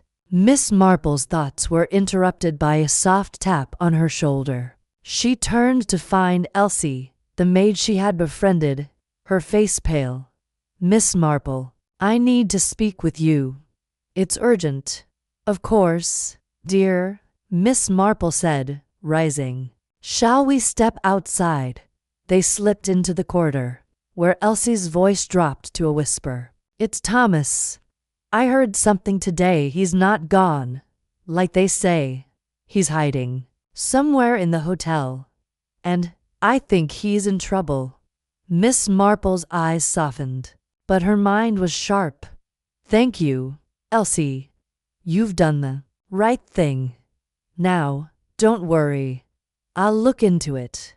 Elsie nodded, her eyes brimming with tears, and hurried away. Miss Marple returned to the ballroom, her heart heavy but her resolve firm. Thomas, the pendant, Hargrove, Duval, it was all connected, and the Rose Garden exchange had been the key to unlocking it. She would need to tread carefully, but she was no stranger to danger. With a serene smile, she resumed her knitting. her needles clicking like the ticking of a clock counting down to the truth. The night stretched on, but Miss Marple did not return to the garden. She had seen enough for one evening, and the receipt in her notebook was a tangible clue, one she could pursue in the light of day. As she lay in bed, her mind traced the events of the midnight exchange, the threat in the note, and Elsie's revelation. The Grand Elysium was a house of secrets, but she was peeling them back, layer by layer, with the patience of a woman who knew that truth, like a rose, bloomed only when the time was right. Chapter 6. The receipt's revelation. Morning light filtered through the heavy brocade curtains of Miss Jane Marple's suite at the Grand Elysium Hotel, casting delicate patterns across the polished mahogany desk where she sat, her fingers tracing the edges of a small, crumpled receipt. It was no ordinary slip of paper. Its creased surface held secrets that had tumbled into her possession the previous night, during her daring observation of the midnight exchange in the rose garden. The receipt, from a jeweler named Fournier and Sons, listed a single item, a sapphire pendant, valued at an eye-watering sum, with a cryptic note scrawled in ink, for VC. As agreed, Miss Marple's lips curved into a faint smile. The initials could only belong to one person, Lady Vivian Clare, the actress whose theatrical flair had already drawn her scrutiny. She leaned back in the plush armchair, her knitting needles idle for once, as her mind wove together the threads of the mystery.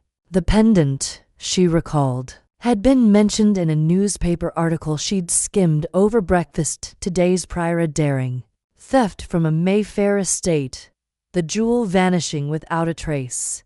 Now, here it was, surfacing in the heart of the Grand Elysium, tying the shadowy exchange to a crime that had London's high society buzzing. But why Vivian? And what role did Mr. Hargrove, the secretive businessman, play in this glittering web? Miss Marple tucked the receipt into her embroidered reticule and rose, smoothing her lavender skirt. The hotel's opulent corridors awaited, alive with the hum of guests and the clink of silver trays. She had a plan, a visit to the concierge, Mr. Pembroke, whose encyclopedic knowledge of the hotel's comings and goings was matched only by his penchant for discreet gossip. If anyone could confirm Vivian's connection to the pendant, it was he. The Grand Elysium's lobby was a symphony of elegance, its marble floors gleaming under chandeliers that dripped with crystal. Guests lounged on velvet settees, their voices a soft murmur beneath the strains of a string quartet playing in the corner. Miss Marple navigated the scene with her usual unobtrusive grace, her eyes sharp behind her spectacles as she approached the concierge desk. Pembroke, a weary man with a meticulously waxed mustache, looked up from his ledger. Miss Marple, a pleasure, as always. How may I assist you this fine morning? She offered a warm smile, her tone light but deliberate. Oh, Mr. Pembroke, I'm merely indulging a whim. I couldn't help but admire Lady Vivian Clare's jewelry. At dinner last night, such a striking sapphire pendant. I wondered if you knew where she might have acquired such a piece. I've a niece who'd adore something similar. Pembroke's eyes flickered with interest, though his expression remained polished. Lady Vivian's taste is impeccable, isn't it? I believe I did see her wearing a sapphire piece recently. Quite the talk among the staff. Actually, I heard it was a gift, though from whom, I couldn't say. Perhaps Mr. Hargrove. They've been seen in conversation often enough. Miss Marple tilted her head, feigning mild surprise. Mr. Hargrove? How intriguing. He doesn't strike me as the sentimental type. Pembroke leaned closer, his voice dropping to a conspiratorial whisper. Between you and me, Miss Marple, Mr. Hargrove's generosity often comes with strings. He's been making inquiries about certain delicate matters, shipments, you might say, through the hotel's private channels. Shipments? Miss Marple's tone was all innocent curiosity, though her pulse quickened. Oh, nothing untoward. I'm sure, Pembroke hastened to add, straightening. Just business, you know. But he's a man who likes to keep his cards close. Now, about that pendant Fournier and Sons might know more. They're just off Bond Street. Terribly exclusive. Miss Marple thanked him profusely, her mind already racing. Pembroke's hint about Hargrave's shipments aligned too neatly with the midnight exchange she'd witnessed. And Vivian's pendant, a stolen jewel, was no mere trinket. It was a key to the conspiracy unfolding within these gilded walls. Her next move required finesse. Confronting Vivian directly risked tipping her hand, but a subtle approach might coax the actress into revealing more than she intended. Miss Marple made her way to the hotel's tea room, a glass-domed haven filled with the scent of jasmine and the clink of porcelain. She knew Vivian often held court there, basking in the admiration of her fellow guests. Sure enough, Vivian was seated at a corner table, her auburn hair catching the light as she laughed at something a young admirer had said. Her sapphire pendant gleamed at her throat, its deep blue stone drawing every eye. Miss Marple chose a nearby table, ordered a pot of Darjeeling, and opened her knitting bag, her needles clicking softly as she observed. Vivian's laughter was a performance, her gestures too precise, her glances too calculated. She was playing a role, Miss Marple thought, but for whom? The actress's eyes darted occasionally toward the tea room's entrance, as if expecting someone. When a waiter approached with a note, Vivian's smile faltered for a fraction of a second before she tucked it into her glove. Miss Marple's opportunity came when Vivian's admirer excused himself, leaving her momentarily alone. She rose, her movements unhurried, and approached the actress's table. Lady Vivian, forgive my intrusion, Miss Marple began, her voice warm and deferential. I couldn't help but admire your pendant. It's quite extraordinary. Vivian's eyes narrowed slightly, but her smile was dazzling. Why, thank you, Miss Marple, isn't it? You're too kind. It's a recent gift, rather special to me. A gift. Miss Marple's tone was all admiration. From someone close, I presume. It's the sort of piece that carries a story. Vivian hesitated, her fingers brushing the pendant. Oh, just a token from an old friend. Mr. Hargrove, actually. He has an eye for such things. Miss Marple nodded, her expression one of polite interest. Mr. Hargrove must be very generous. I heard he's quite the collector himself. Does he often gift such treasures? The actress's laugh was a touch too bright. Collector? Hardly. He's more of a facilitator. But let's not bore ourselves with business talk. Tell me, Miss Marple, what brings you to the Grand Elysium? You strike me as someone who sees more than most. The deflection was deft, but Miss Marple wasn't fooled. Vivian's unease was palpable, her fingers tightening around her teacup. Oh, I'm just an old spinster enjoying a bit of luxury, Miss Marple said, chuckling. Though I do find people endlessly fascinating. You, for instance, such poise, such presence. I imagine you've seen your share of intrigues. Vivian's smile tightened. The stage has its dramas, but nothing compared to real life, wouldn't you say? Quite so. Miss Marple agreed, her eyes twinkling. And sometimes, the most dazzling jewels hide the darkest secrets. She let the words hang in the air, watching Vivian's reaction. The actress's composure held, but her knuckles whitened. Before she could respond, A shadow fell across the table, and Miss Marple looked up to see Mr. Hargrove himself, his dark suit immaculate, his expression unreadable. "Lady Vivian, Miss Marple," he greeted, his voice smooth but edged with impatience. "I hope I'm not interrupting." "Not at all," Miss Marple said brightly, rising. "I was just admiring Lady Vivian's pendant. A gift from you. I understand. You have exquisite taste, Mr. Hargrove." His eyes flickered to the pendant, then back to her. "A trifle. Nothing more. Vivian, a word." "If you please." Miss Marple excused herself, her heart racing with satisfaction. Vivian's claim that the pendant was a gift from Hargrove was a lie or a half-truth. The receipt's note, for VC, as agreed, suggested a transaction, not a gesture of affection, and Hargrove's sudden appearance, his barely concealed tension, confirmed he was deeply entangled in whatever scheme the pendant represented.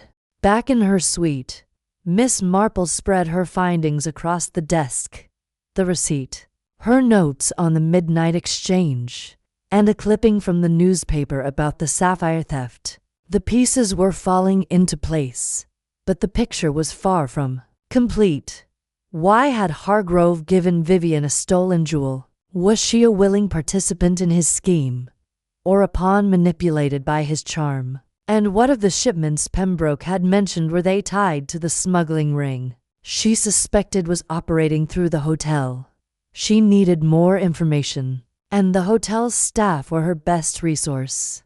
Elsie, the maid who had confided in her about the missing valet, Thomas, might know more about Hargrove's activities. Miss Marple rang for tea, knowing Elsie would likely deliver it, and prepared her questions. When Elsie arrived, her face was pale, her hands trembling as she set down the tray. "Miss Marple, I'm glad it's you," she whispered, glancing at the door. "Something's not right. I heard Mr. Hargrove in the service quarter last night, talking to someone. He mentioned a delivery and said it had to be moved before the gala." Miss Marple poured the tea, her movements calm to soothe the girl's nerves. "A delivery, you say? Did you hear anything else, Elsie?" "You're doing wonderfully, my dear." Elsie hesitated, then leaned closer. "He said something about a basement vault.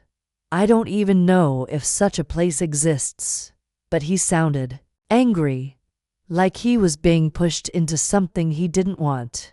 Miss Marple's mind raced. A basement vault could be the perfect hiding place for smuggled goods or stolen jewels. "You've been very brave, Elsie. Now, tell me, have you seen Lady Vivian with anyone unusual? Someone not among the guests?" Elsie frowned, thinking. "There was a woman, now that you mention it, older, with a veiled hat. She met Lady Vivian in the conservatory 2 nights ago. I was clearing trays and saw them. They didn't notice me, but the woman handed Lady Vivian a letter, and she looked scared." Miss Marple's heart skipped a beat. A woman in a veiled hat. Could it be the mysterious figure Pembroke had mentioned, the art dealer? "You've done splendidly, Elsie. Now, don't breathe a word of this to anyone. We'll sort it out quietly." Elsie nodded, her eyes wide but trusting. As she left, Miss Marple leaned back, her knitting resumed as her thoughts spun. The veiled woman was a new player, one who seemed to wield influence over Vivian, and Hargrove's mention of a basement vault suggested the conspiracy was larger than a single stolen pendant. The gala, just 2 days away, loomed as the likely stage for their next move. That afternoon, Miss Marple took a calculated risk. She visited Fournier and Sons, the jeweler named on the receipt, under the pretense of inquiring about a gift for her niece. The shop, tucked away on a quiet street off Bond Street, was a treasure trove of sparkling gems and hushed elegance. The Proprietor, Mr. Fournier, a silver-haired man with a keen gaze, greeted her warmly. "I'm looking for something special," Miss Marple said, her tone vague but friendly. "I saw a lovely sapphire pendant recently, worn by Lady Vivian Clare. I believe it came from your shop." Fournier's smile faltered, though he recovered quickly. "Lady Vivian. Yes, a valued client. The pendant you describe was a custom order, commissioned by a private buyer. I'm afraid I can't disclose more, but we could create something similar for your niece." Miss Marple waved a hand dismissively. "Oh, no need for that. I was just curious. It's such a distinctive piece, almost like the one in the papers, the Mayfair theft, wasn't it?" Fournier's face tightened, but he maintained his composure. "A coincidence, I'm sure. Our pieces are unique, Miss Marple. Now, perhaps a brooch for your niece." She thanked him and left, her suspicions confirmed. Fournier's discomfort at the mention of the theft was telling. The pendant was indeed the stolen jewel, and Hargrove or someone using his name had commissioned its delivery to Vivian. But why? To implicate her, or to secure her loyalty?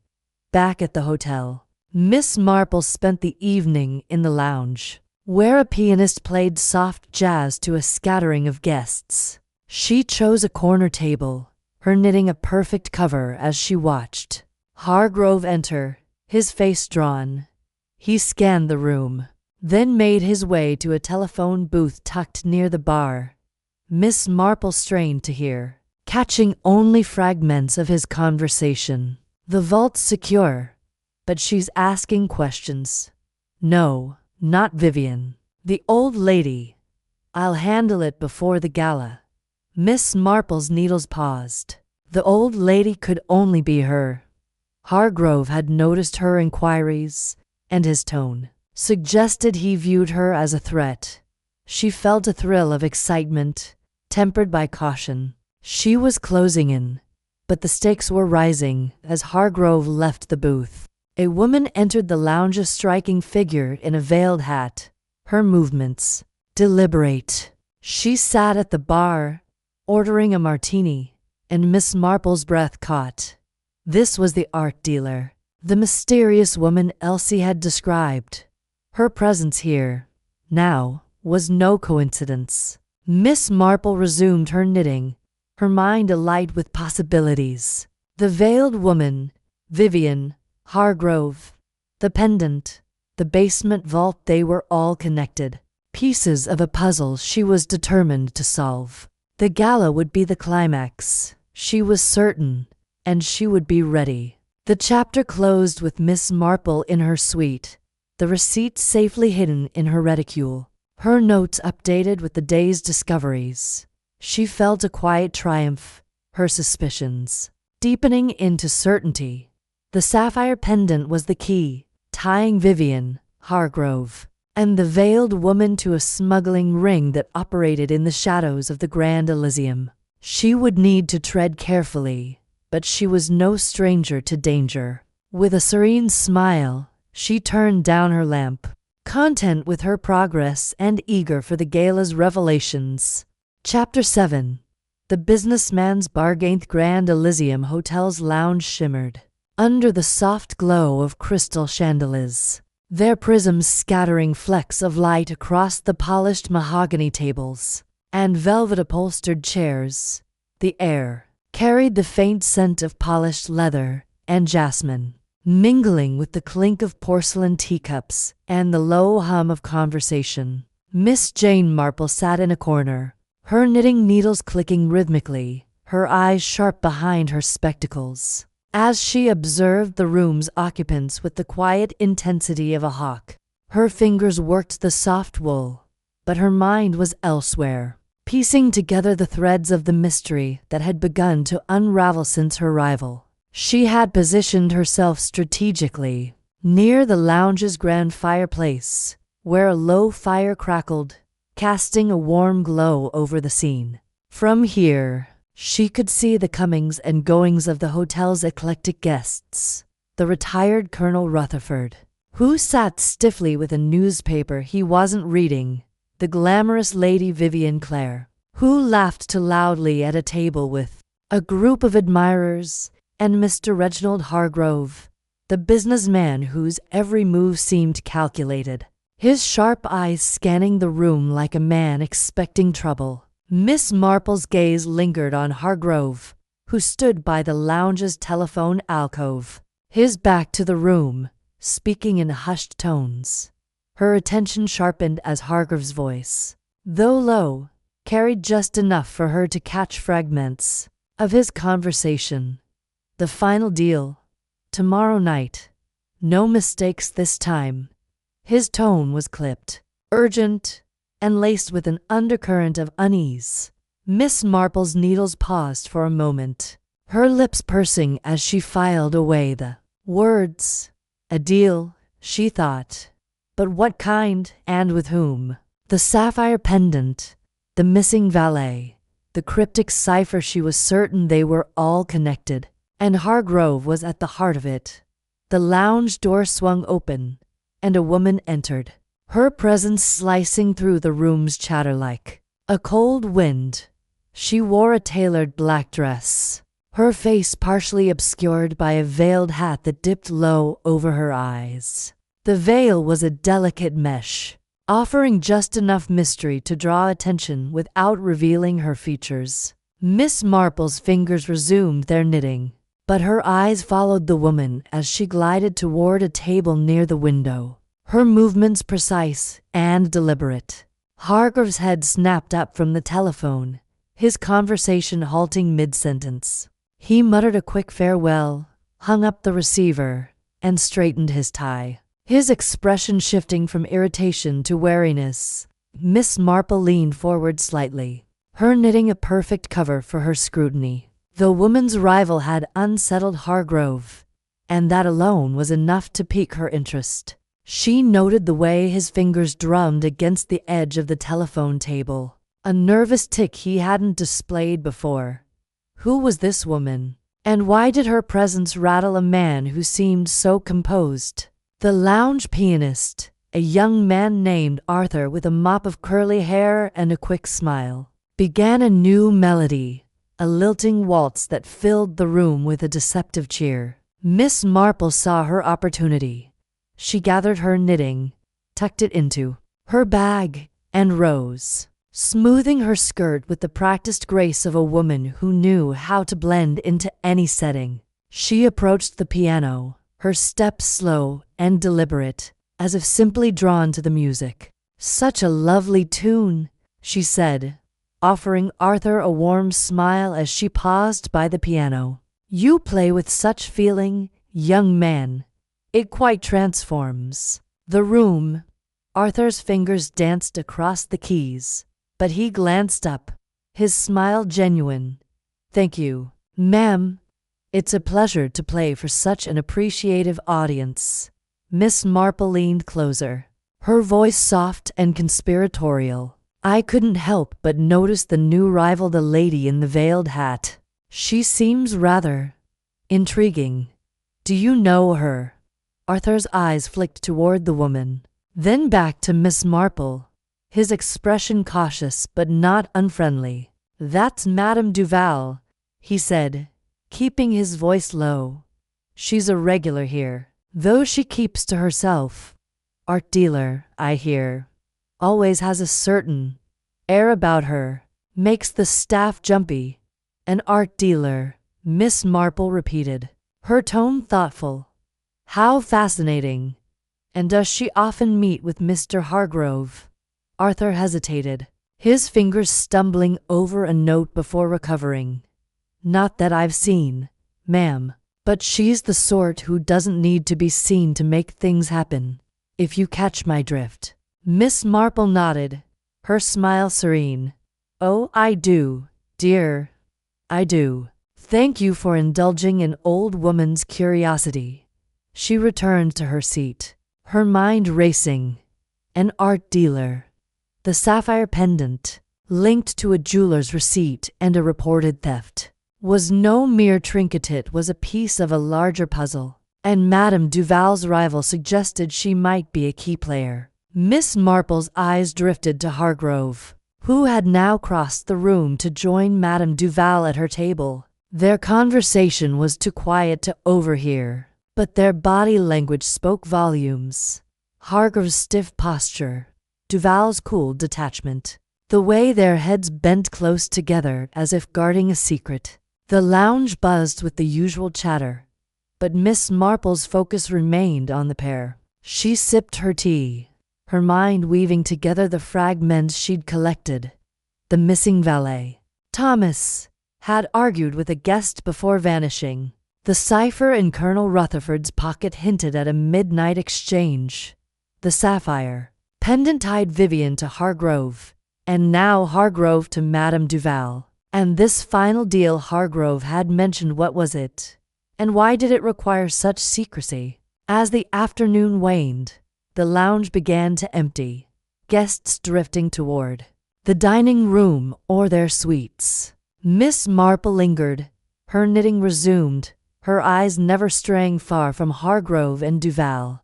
The pianist transitioned to a slower, more melancholic piece, and Miss Marple found herself reflecting on the hotel's opulence. The Grand Elysium was a stage, its guests actors in a drama they didn't fully understand. But she understood. She always did. In the end, a sudden movement caught her eye.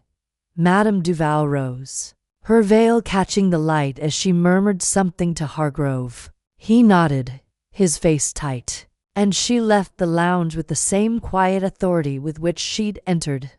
Hargrove remained at the table, staring into his glass of brandy as if it held answers he couldn't find. Miss Marple decided it was time to act.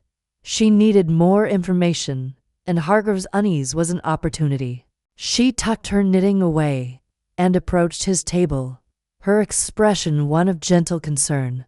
"Mr. Hargrove, forgive me for intruding," she said, her voice soft but clear. "I couldn't help but notice you seem a bit preoccupied. Is everything quite all right?" Hargrove's head jerked up, his eyes narrowing for a moment before he forced a smile. "Miss Marple, isn't it? Just business matters, you know. Nothing to trouble a lady like yourself." "Oh, I'm sure it's nothing I'd understand," she said, her tone self-deprecating but her eyes sharp. "But I do find the hotel such a fascinating place. So many interesting people. Like that lady who just left Madame Duval, I believe. Such an elegant figure." Hargrove's smile faltered, his fingers tightening around his glass. "Yes, she's a business acquaintance. We were discussing a potential investment." "An investment?" Miss Marple's eyes widened with feigned interest. "How exciting! In art, perhaps. I've heard she's quite knowledgeable in that field." Hargrove's jaw tightened, but he recovered quickly. "Something like that. If you'll excuse me, Miss Marple, I have some matters to attend to." "Of course, dear," she said, stepping back with a polite nod. "I hope your evening goes smoothly." As Hargrove hurried out of the lounge, Miss Marple returned to her seat, her mind buzzing. His reaction had confirmed her suspicions. Madame Duval was no mere acquaintance, and their investment was likely tied to the sapphire pendant and the smuggling ring. She was beginning to unravel. She felt a quiet thrill, the kind that came from knowing she was closing in on the truth. The pianist, Arthur, caught her eye and gave her a small nod, as if acknowledging her subtle maneuvering.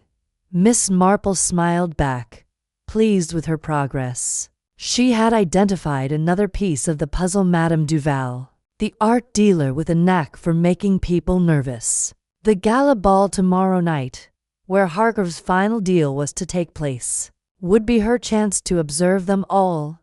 Hargrove, Duval, Vivian, and perhaps even the Colonel.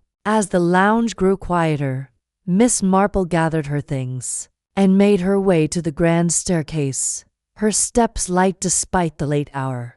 The hotel's corridors were lined with gilded mirrors and portraits of stern-faced aristocrats, their eyes seeming to follow her as she passed. She felt a surge of satisfaction, the kind that came from knowing she was one step ahead of the conspirators. In her room, she sat by the window, gazing out at the twinkling lights of London. The Grand Elysium was a beautiful facade, but beneath it lay secrets she was determined to uncover. She opened her notebook, jotting down her observations. Hargreaves' nervous phone call, Madame Duval's commanding presence, the mention of a final deal. Tomorrow's gala would be the stage for the next act, and Miss Marple intended to be ready. She closed her notebook, her lips curving into a serene smile. The game was afoot, and she was playing it well. With a contented sigh, she prepared for bed, her mind already spinning with plans for the gala. The conspirators might think they were in control, but Miss Jane Marple was no ordinary guest. She was a force of quiet brilliance, and she would see this mystery through to its elegant conclusion. Chapter 8. The gala's Gambith Grand Elysium Hotel's ballroom shimmered under the glow of a dozen crystal chandeliers, their prisms scattering light like 1,000 tiny stars across the polished parquet floor.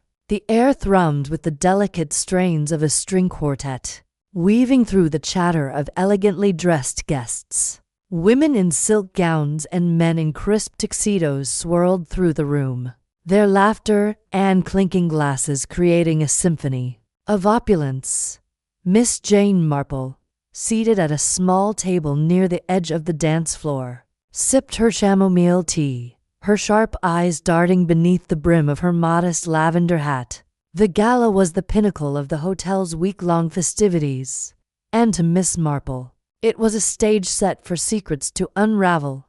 Her gaze settled on Madame Duval, the mysterious woman in the veiled hat, who stood near a marble pillar, her posture as poised as a statue.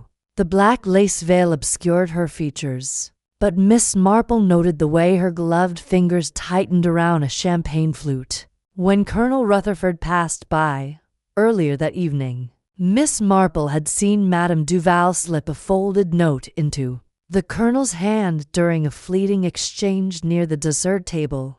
The act had been so swift, so practiced, that it might have gone unnoticed by anyone less observant. But Miss Marple, with her knack for spotting the subtle tremors in human behavior, had caught it like a moth in a web. The ballroom was a kaleidoscope of movement, but Miss Marple's attention was a pinpoint. She adjusted her shawl, her fingers brushing the small notebook tucked into her sleeve where she jotted down her observations. The Colonel's nervous glance after receiving the note, Vivian Clare's too loud laughter as she danced with a young diplomat, and Mr. Hargreaves' absence from the main floor for nearly 20 minutes. The businessman had returned just moments ago, his tie slightly askew, his face flushed as though he'd been in a heated exchange. Miss Marple's lips curved faintly. The gala, she sensed, was no mere celebration, it was a chessboard, and the players were making their moves. She rose, smoothing her skirt, and made her way toward the refreshment table, where a silver punch bowl gleamed under the chandelier's light. The crowd parted easily for her. To most, she was just a harmless old lady, her white hair and gentle smile disarming. But Miss Marple knew the power of invisibility. As she reached for a glass, she positioned herself near Elsie, the young maid who had been serving drinks with a quiet efficiency. Elsie's hands trembled slightly as she poured punch for a guest, her eyes darting toward the far end of the room where Vivian Clare held court. "Lovely evening, isn't it, Elsie?" Miss Marple said softly, her voice warm but probing. Elsie startled, nearly spilling the ladle. "Oh, Miss Marple. Yes, it's grand, isn't it? Her smile was brittle, and her gaze flickered to Vivian again before dropping to the table. Miss Marple tilted her head, her expression one of kindly concern. You seem a bit distracted, dear.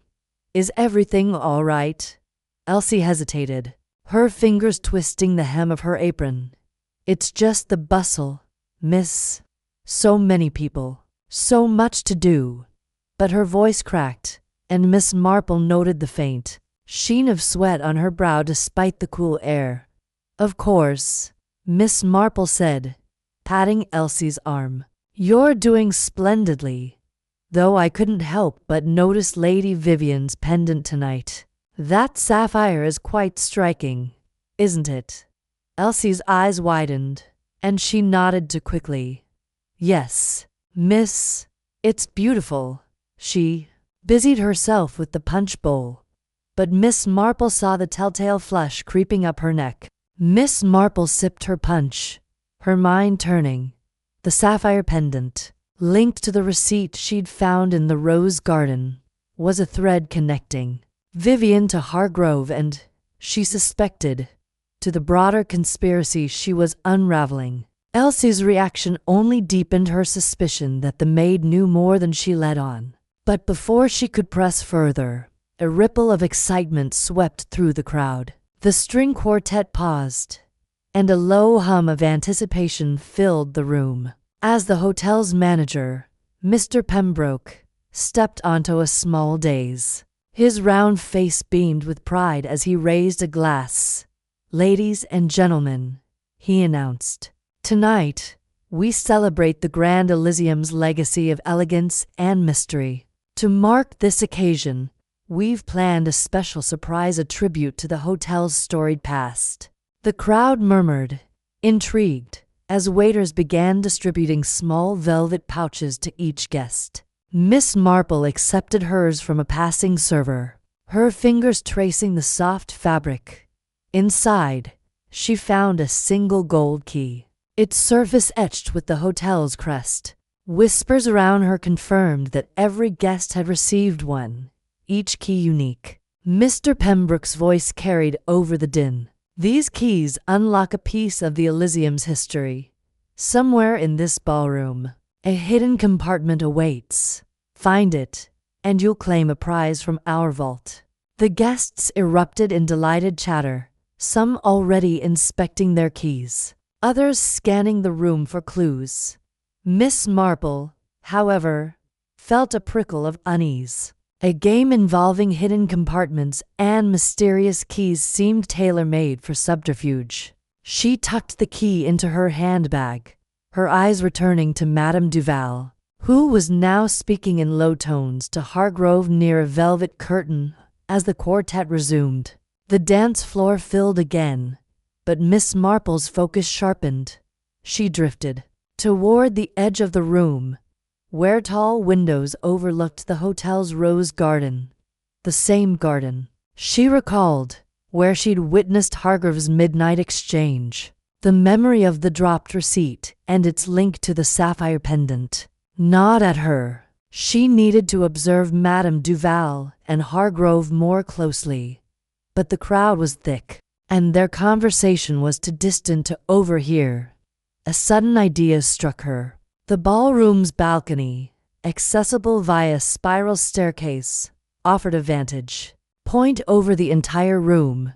She made her way to the staircase, her steps slow but deliberate, her frail appearance discouraging interruption. From the balcony, the gala unfolded like a living tapestry.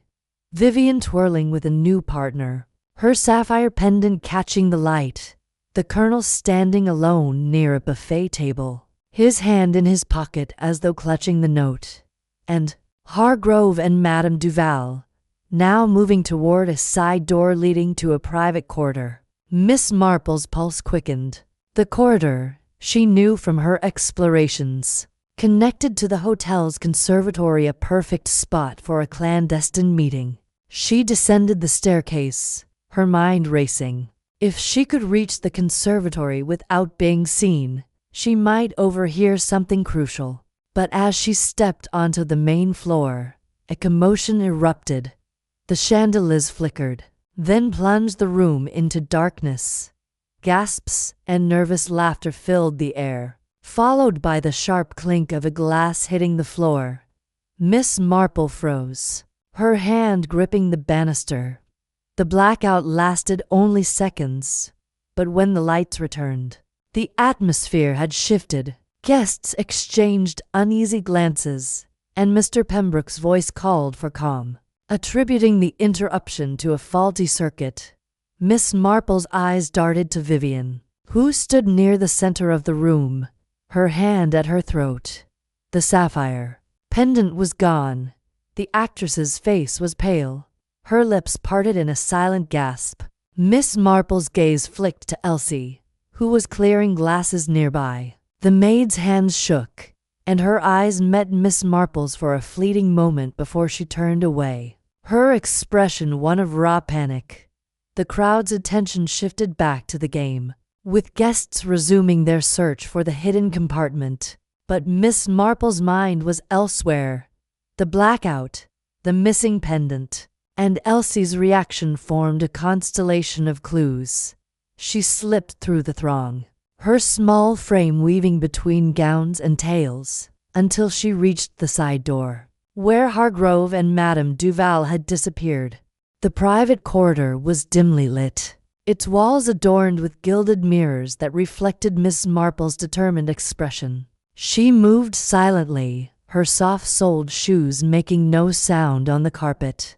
The conservatory's glass doors loomed ahead, and through them, she glimpsed the silhouettes of Hargrove and Madame Duval. Their voices were low, but the glass amplified their words just enough for Miss Marple to catch fragments. "Too risky now," Hargrove was saying, his tone sharp. "The pendant's gone, and if she talks, quiet." Madame Duval hissed, "We stick to the plan. The key is the key." Miss Marple's breath caught. The key? Did they mean the gold key from the gala's game, or something else entirely? She pressed closer, her heart pounding, but a creak from the corridor behind her made her spin around. No one was there, yet the air felt heavy, as though someone had passed through moments before. She turned back to the conservatory, but Hargrove and Madame Duval were gone. Their silhouettes vanished into the shadows of the glass-walled room. Miss Marple hesitated, weighing her options. Pursuing them risked exposure, but returning to the ballroom might mean missing a critical moment. She chose the latter, retracing her steps to the gala, her mind cataloging every detail. The blackout, the stolen pendant, Elsie's fear, and the cryptic mention of a key back in the ballroom. The mood had lightened, with guests laughing as they searched for the hidden compartment. Miss Marple spotted Colonel Rutherford near a tapestry, his fingers tracing its edges as though seeking a latch. She approached, her smile disarming. "Any luck with your key, Colonel?" he started, his hand dropping from the tapestry. "Oh, Miss Marple, no luck yet.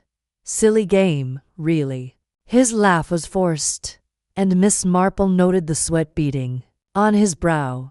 "Quite an eventful evening," she said lightly.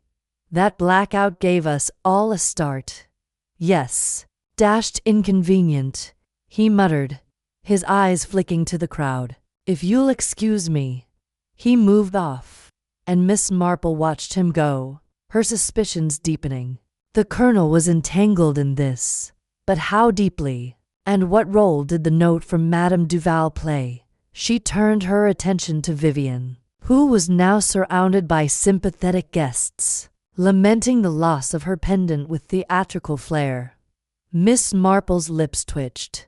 Vivian's performance was convincing, but not to her as the evening wore on. Miss Marple found Elsie again, this time near the cloakroom, where the maid was folding shawls with mechanical precision. "Elsie, dear," Miss Marple said gently, "you look positively unwell." Why don't we step outside for some air?" Elsie's eyes darted around, but she nodded, following Miss Marple to a quiet balcony overlooking the city. The cool night air was a sharp contrast to the ballroom's warmth, and Elsie's shoulders relaxed slightly. Miss Marple leaned against the railing, her voice soft but firm. "The pendant, Elsie. I saw your face when it went missing. You know something, don't you?" Elsie's breath hitched, and her hands twisted together. I don't know what you mean, Miss Marple's eyes were kind but unyielding. "My dear, I've seen many a young person caught in a tangle they didn't mean to weave. Whatever it is, you can tell me. I only want to help." Elsie's resolve crumbled, her eyes filling with tears. "I didn't mean to. It was so quick. During the blackout, I took it. The pendant. He told me to. Said it was the only way to keep things right. Miss Marple's voice was calm, but her mind raced. "Who? Elsie?" The maid shook her head, her voice barely a whisper. "I can't say, miss. I'm scared. He's still here, watching." Miss Marple placed a hand on Elsie's arm, her touch steadying. "You're braver than you think, Elsie. And you're not alone. Tell me when you're ready, and we'll sort this out together." Elsie nodded, wiping her eyes.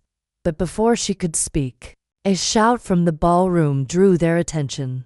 A guest had found the hidden compartment, a small panel behind a portrait, unlocked by one of the gold keys. The crowd cheered as Mr. Pembroke presented the winner with a silver brooch. But Miss Marple's mind was elsewhere. The blackout, the pendant, Elsie's fear, and the mysterious key mentioned by Madame Duvalet was all connected, and she was closer than ever to the heart of the conspiracy. As the gala wound down, Miss Marple returned to her table, her notebook filling with new observations. She felt a quiet satisfaction, her sharp eyes having caught the threads of a plot that was unraveling before her. Elsie's confession was imminent, and with it, the truth about the pendant and the shadowy figures pulling the strings. The gala had been a gambit, and Miss Marple had played her part well, her mind already turning to the next move, a discreet conversation with Elsie, away from prying eyes, to uncover the name of the man who had coerced her. The night was far from over, and Miss Marple, with her unassuming elegance, was ready to see it through. Chapter 9. Elsie's Confession. Grand Elysium Hotel, with its polished marble floors and chandeliers that glittered like frozen starlight, seemed to hum with secrets. As Miss Jane Marple moved through its corridors, the air was thick with the scent of roses from the grand vases lining the halls. But beneath the opulence, a current of unease rippled. The events of the gala, the blackout, the missing sapphire pendant, and Elsie's fleeting, nervous glance had sharpened Miss Marple's instincts. She knew the young maid held a key to the mystery, and today she would unlock it. The morning after the gala, Miss Marple sat in the hotel's tea room, her knitting needles clicking softly as she observed the comings and goings of guests. The tea room, with its delicate bone china and lace-strewn tablecloths, was a haven of civility. But Miss Marple's mind was far from the cucumber sandwiches and Darjeeling. Elsie had been absent from breakfast service, replaced by a brisk older woman who moved with mechanical efficiency. The change was telling. Elsie was avoiding the public eye, and Miss Marple suspected it was not by choice. She folded her knitting into her tapestry bag, her movements deliberate, and rose from the table. The linen room, where maids sorted and pressed the hotel's endless supply of crisp sheets, was her destination. It was a place of quiet industry, tucked away from the guests' prying eyes, and Miss Marple had learned from Elsie's earlier confidences that it was her refuge. When the demands of service grew overwhelming, if Elsie was hiding, that's where she would be. The corridor to the service wing was narrow, its walls papered in a faded green that spoke of the hotel's less glamorous underbelly. Miss Marple's soft-soled shoes made no sound as she approached the linen room door, which stood slightly ajar. A faint rustle, like the flutter of a trapped bird, came from within. She paused, her hand resting lightly on the doorknob, and listened. A muffled sob broke the silence, followed by the hurried shuffle of fabric. "Elsie."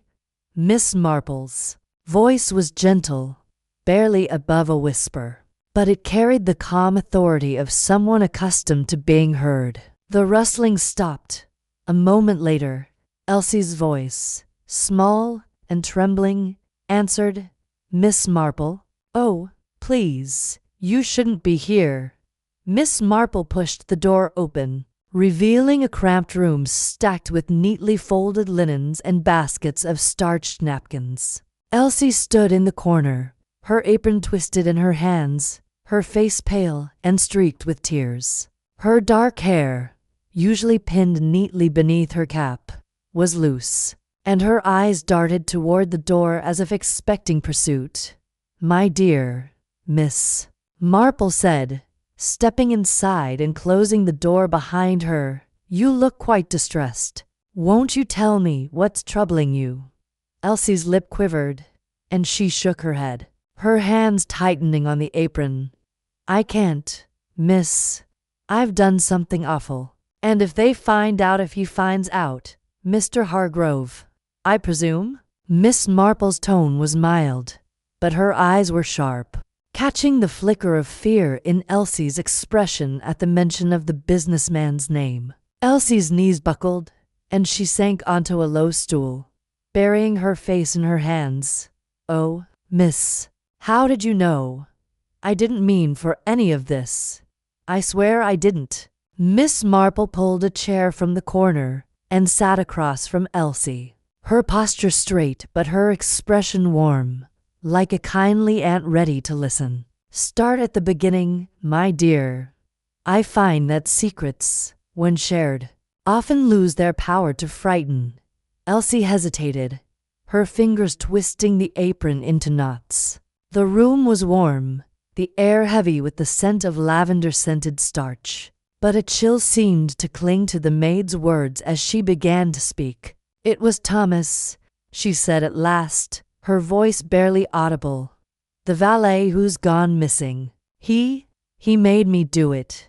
Miss Marple's eyebrows lifted slightly, but she said nothing, letting the silence encourage Elsie to continue.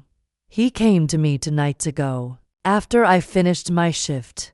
I was in the service corridor, and he was waiting there, looking all jumpy, like he was expecting someone to leap out at him.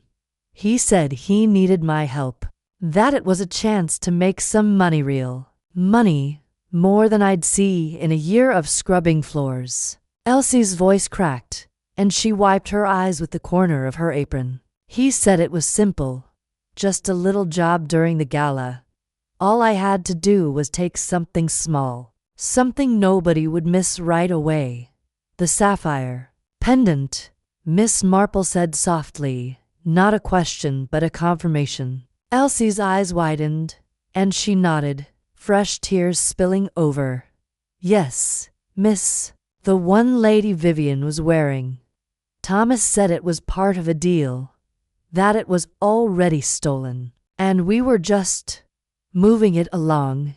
He said Mr. Hargrove would pay us, and we'd split it fair. I didn't want to, miss, I swear. But Thomas, he kept talking about how I'd never get out of this job otherwise, how I'd be stuck here forever, and I believed him." Miss Marple's lips pressed into a thin line, not from disapproval, but from the familiar pang of seeing a young person ensnared by promises too good to be true. "And during the blackout at the gala," she prompted, "you took the pendant?"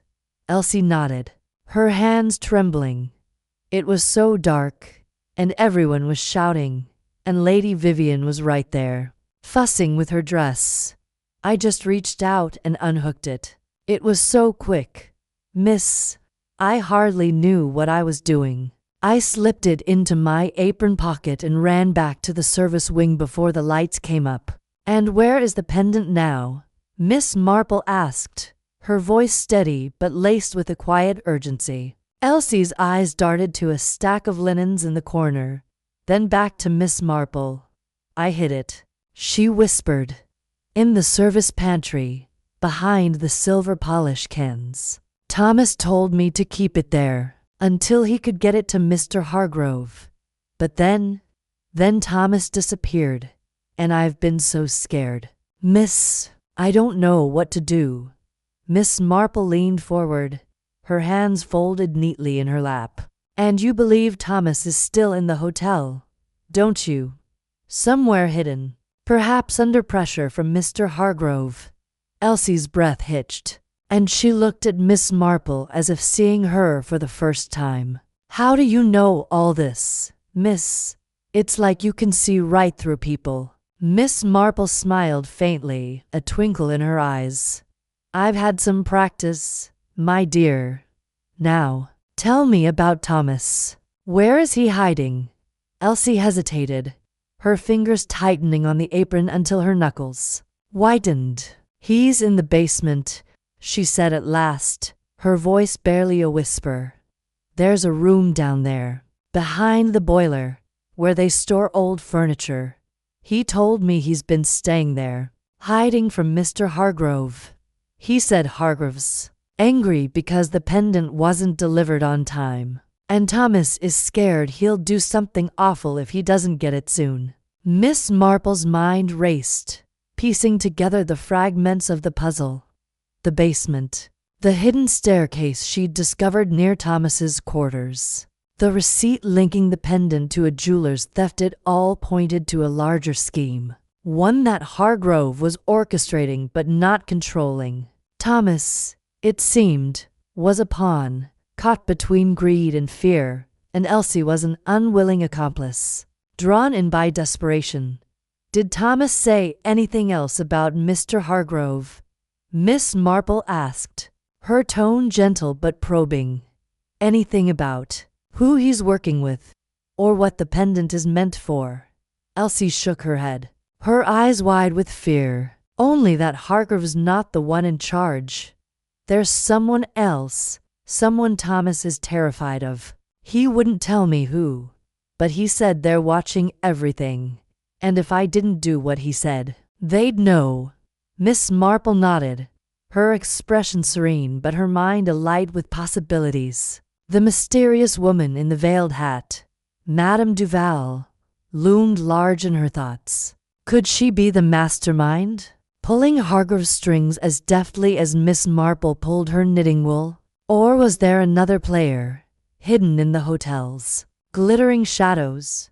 My dear, Miss Marple said, reaching out to pat Elsie's hand. You've been very brave to tell me this. I know it wasn't easy, but you've done the right thing. Elsie sniffled, her shoulders sagging with relief. What do I do now, Miss? I can't keep the pendant, but if I give it to Thomas, he'll give it to Hargrove, and I'll be in even deeper trouble. You leave that to me, Miss Marple said, her voice firm but kind. For now, you must go about your duties as if nothing has happened. Don't speak of this to anyone, not even Thomas. Can you do that? Elsie nodded, her eyes still glistening but her jaw set with determination. Yes, miss. I'll try. Good girl, Miss Marple said, rising from her chair. And don't worry about the pendant. I'll see to it that it's handled properly. As Elsie wiped her eyes and straightened her apron, Miss Marple's mind was already turning to the next step.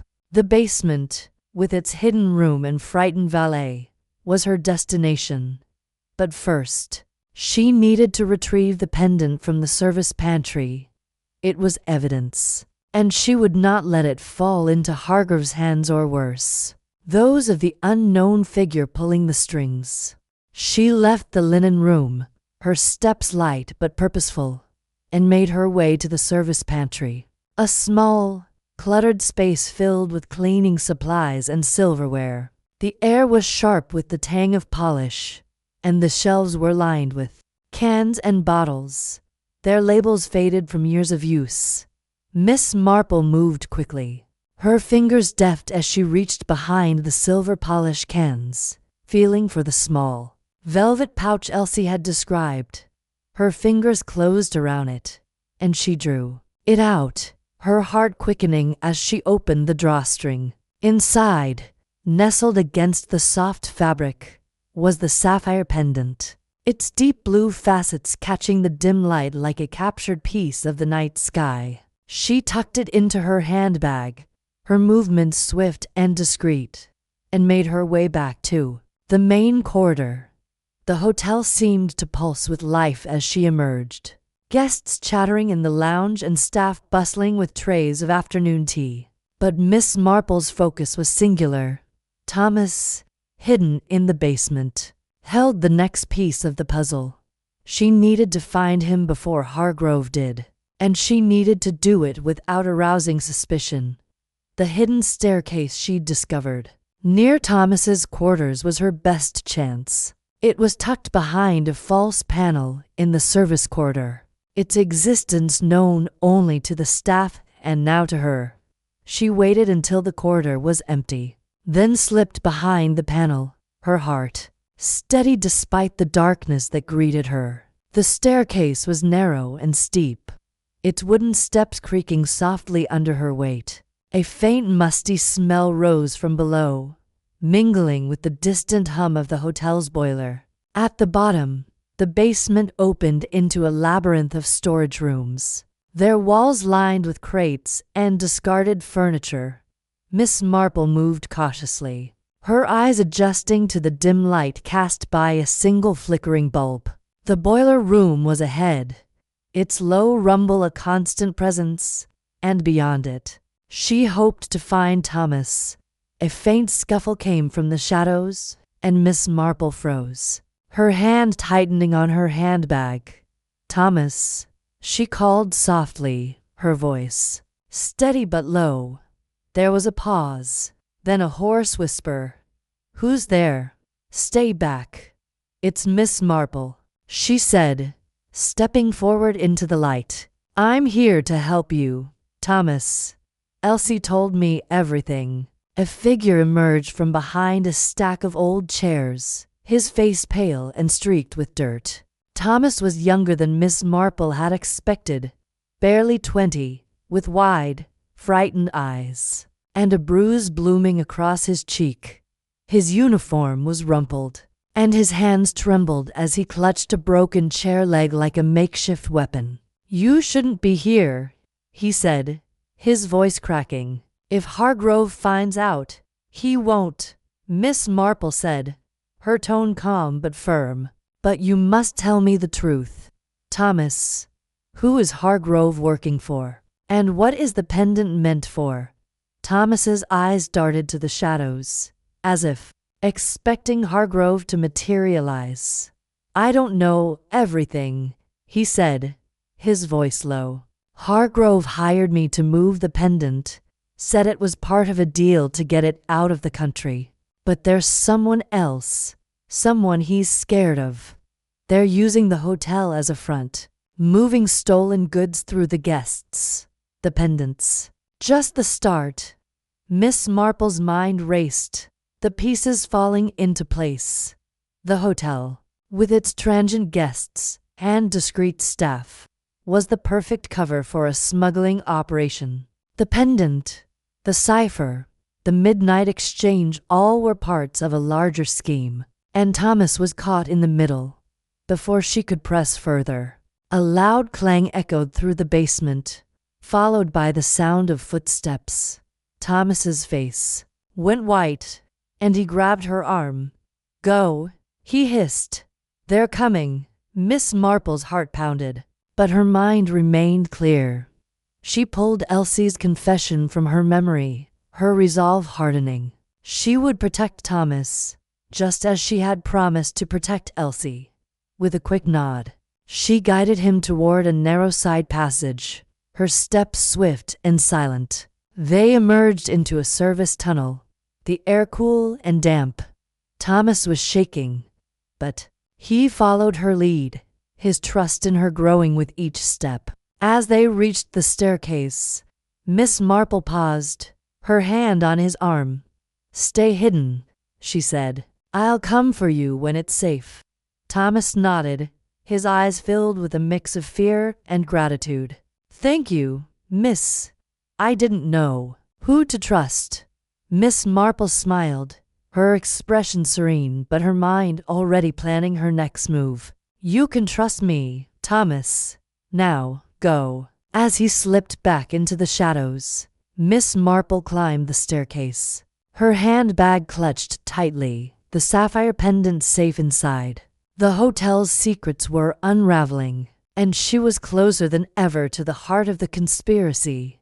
With Elsie's confession and Thomas's revelations, she had the leverage she needed to confront the mastermind, whether it was Madame Duval or someone yet to be revealed. She stepped back into the corridor, her composure intact, and made her way to her room. The Grand Elysium's elegance was a mask, but Miss Marple was peeling it away, layer by layer. As she locked her door and sat at her writing desk, the pendant gleaming in her hand, she allowed herself a small, satisfied smile. The game was far from over, but she was playing it well. Chapter 10. The basement betrayal. Air in the Grand Elysium Hotel felt heavier tonight, as if the walls themselves were holding their breath.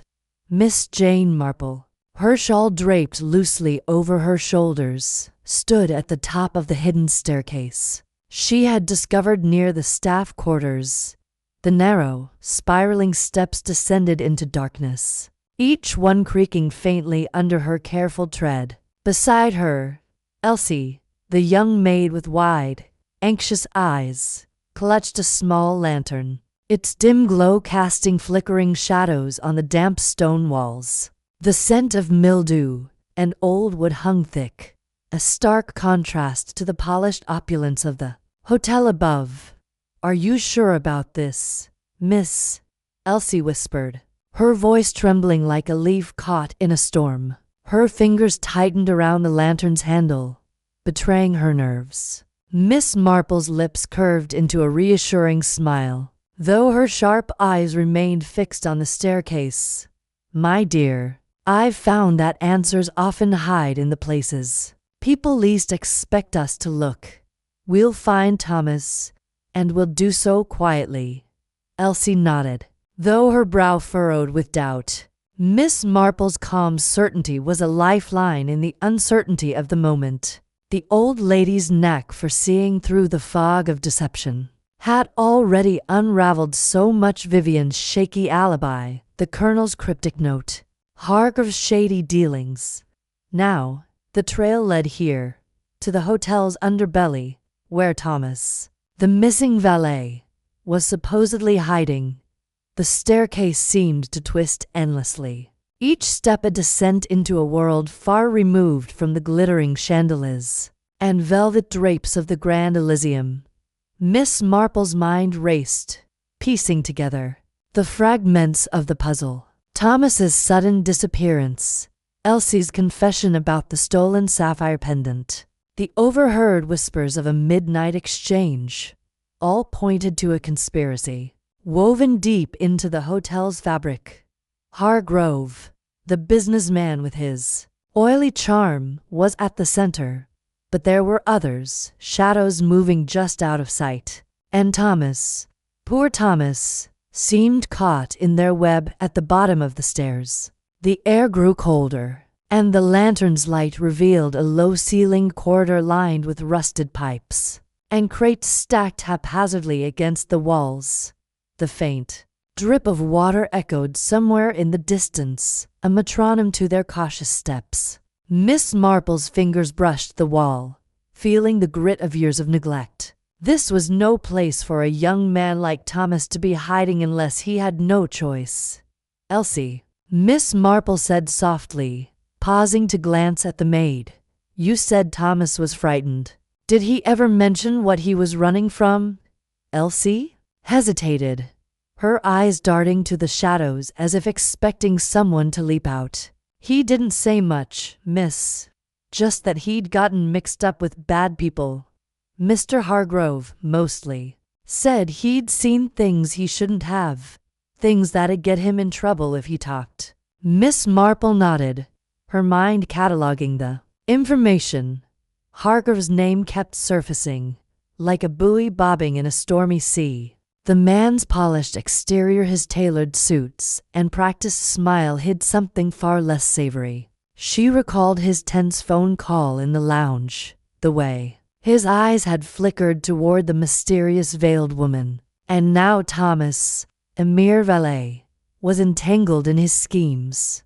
The corridor branched into two paths, one veering left toward a faint hum of machinery, the other right, where a sliver of light spilled from beneath a door. Miss Marple pointed to the right. That way, I think. Light means life, and Thomas is very much alive, if he's hiding. Elsie swallowed hard but followed, holding the lantern higher. As they approached the door, a low groan came from within, followed by the clatter of something falling. Miss Marple's hand shot out, stopping Elsie mid-step. Quietly now, she whispered, her voice steady but firm. She pressed her ear to the door, catching the faint sound of ragged breathing. With a gentle push, she eased the door open, revealing a cramped storage room cluttered with broken furniture and dusty crates. In the corner, slumped against a pile of sacks, was Thomas. His face was pale, his dark hair matted with sweat, and a crude bandage wrapped around his left arm seeped with fresh blood. His eyes widened at the sight of them, a mix of fear and relief. Miss Marple. Elsie. His voice was hoarse, barely above a whisper. You shouldn't be here. It's not safe. Miss Marple knelt beside him, her movements deliberate despite the urgency of the moment. Nonsense. Thomas, if it were safe, you wouldn't be hiding in a basement with a wound like that. Now, let's have a look at you. She examined the bandage, noting the clumsy knots and the faint metallic scent of blood. Elsie, fetch some clean cloth from those sacks over there. We'll need to redress this properly. Elsie scurried to obey, while Thomas's gaze darted to the door. They'll come for me. Miss Hargrove. He knows I know too much. Start from the beginning, dear, Miss Marple said, her tone calm but commanding, like a school teacher coaxing a reluctant pupil. What does Hargrove know? And why are you hiding here? Thomas's shoulders slumped, and he leaned back against the sacks, wincing as he shifted his weight. It started months ago. I was just a valet, running errands, carrying bags. But Hargrove, he saw I was quick, good with details. He offered me extra money to do odd jobs, deliver packages, overhear conversations, report back. Said it was business, nothing more. Miss Marple's eyes narrowed slightly, though her expression remained gentle. And these packages, what were they? Thomas hesitated, his fingers twisting the edge of his bandage. I didn't know at first. Small boxes, sealed tight, handed off to men in dark coats at odd hours. But one night, I got curious. I opened one. It was jewels, miss, sapphires, emeralds, things I'd never seen up close. That's when I realized it wasn't just business. Hargrove's part of a smuggling ring. Elsie gasped, nearly dropping the cloth she'd gathered. Miss Marple's hand steadied her, though her attention remained on Thomas. Go on, she urged. They moved stolen goods through the hotel, Thomas continued, his voice gaining strength as he spoke. The Grand Elysium's perfect for rich guests. Private rooms, staffed too busy to notice. Hargrove uses people like me to do the dirty work. The Colonel, he's involved too, but I don't think he knows the half of it. And Lady Vivian, she's just a distraction, flaunting that pendant to keep eyes off the real deals. Miss Marple's mind whirred, slotting each piece into place. The sapphire pendant, stolen and worn so brazenly by Vivian. The Colonel's cipher, hinting at a midnight exchange. Hargrave's late-night deal in the rose garden. It was all connected, a tapestry of greed and deception. But one thread remained loose. Who's behind it, Thomas? Hargrave's not clever enough to orchestrate this alone. Thomas's eyes flickered with fear, and he lowered his voice to a near whisper. I don't know her name.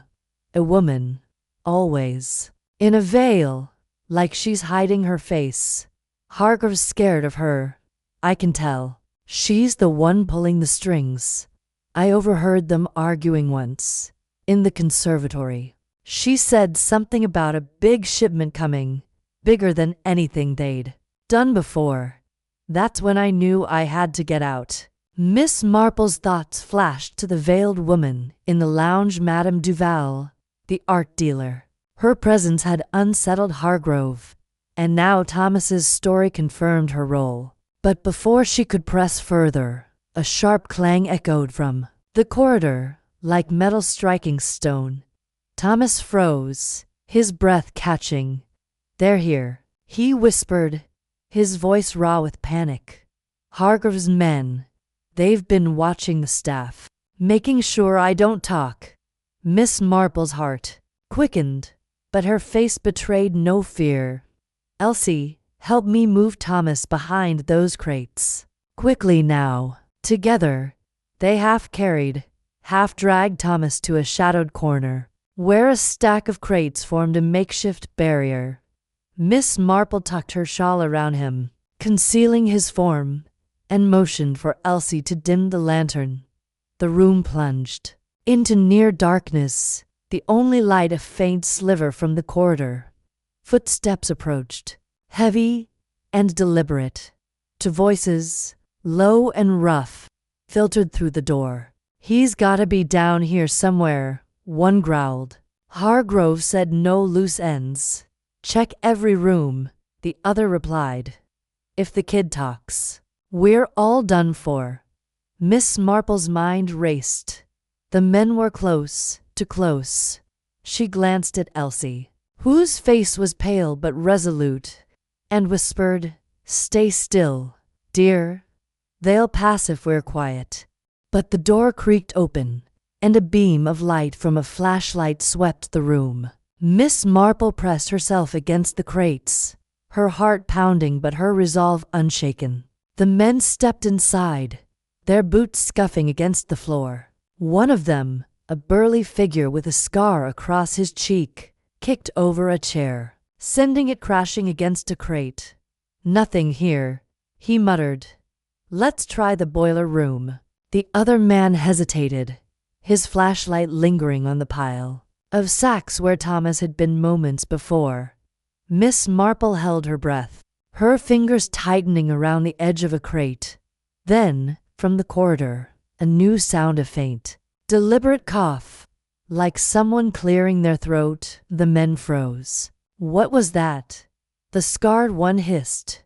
Probably just the pipes, the other said, but his voice lacked conviction. They backed out of the room, their flashlight beams swinging wildly as they retreated down the corridor. Miss Marple waited until their footsteps faded before exhaling.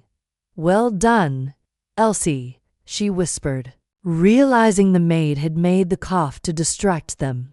Quick thinking. Elsie managed a shaky smile. Learned a thing or two from you, miss.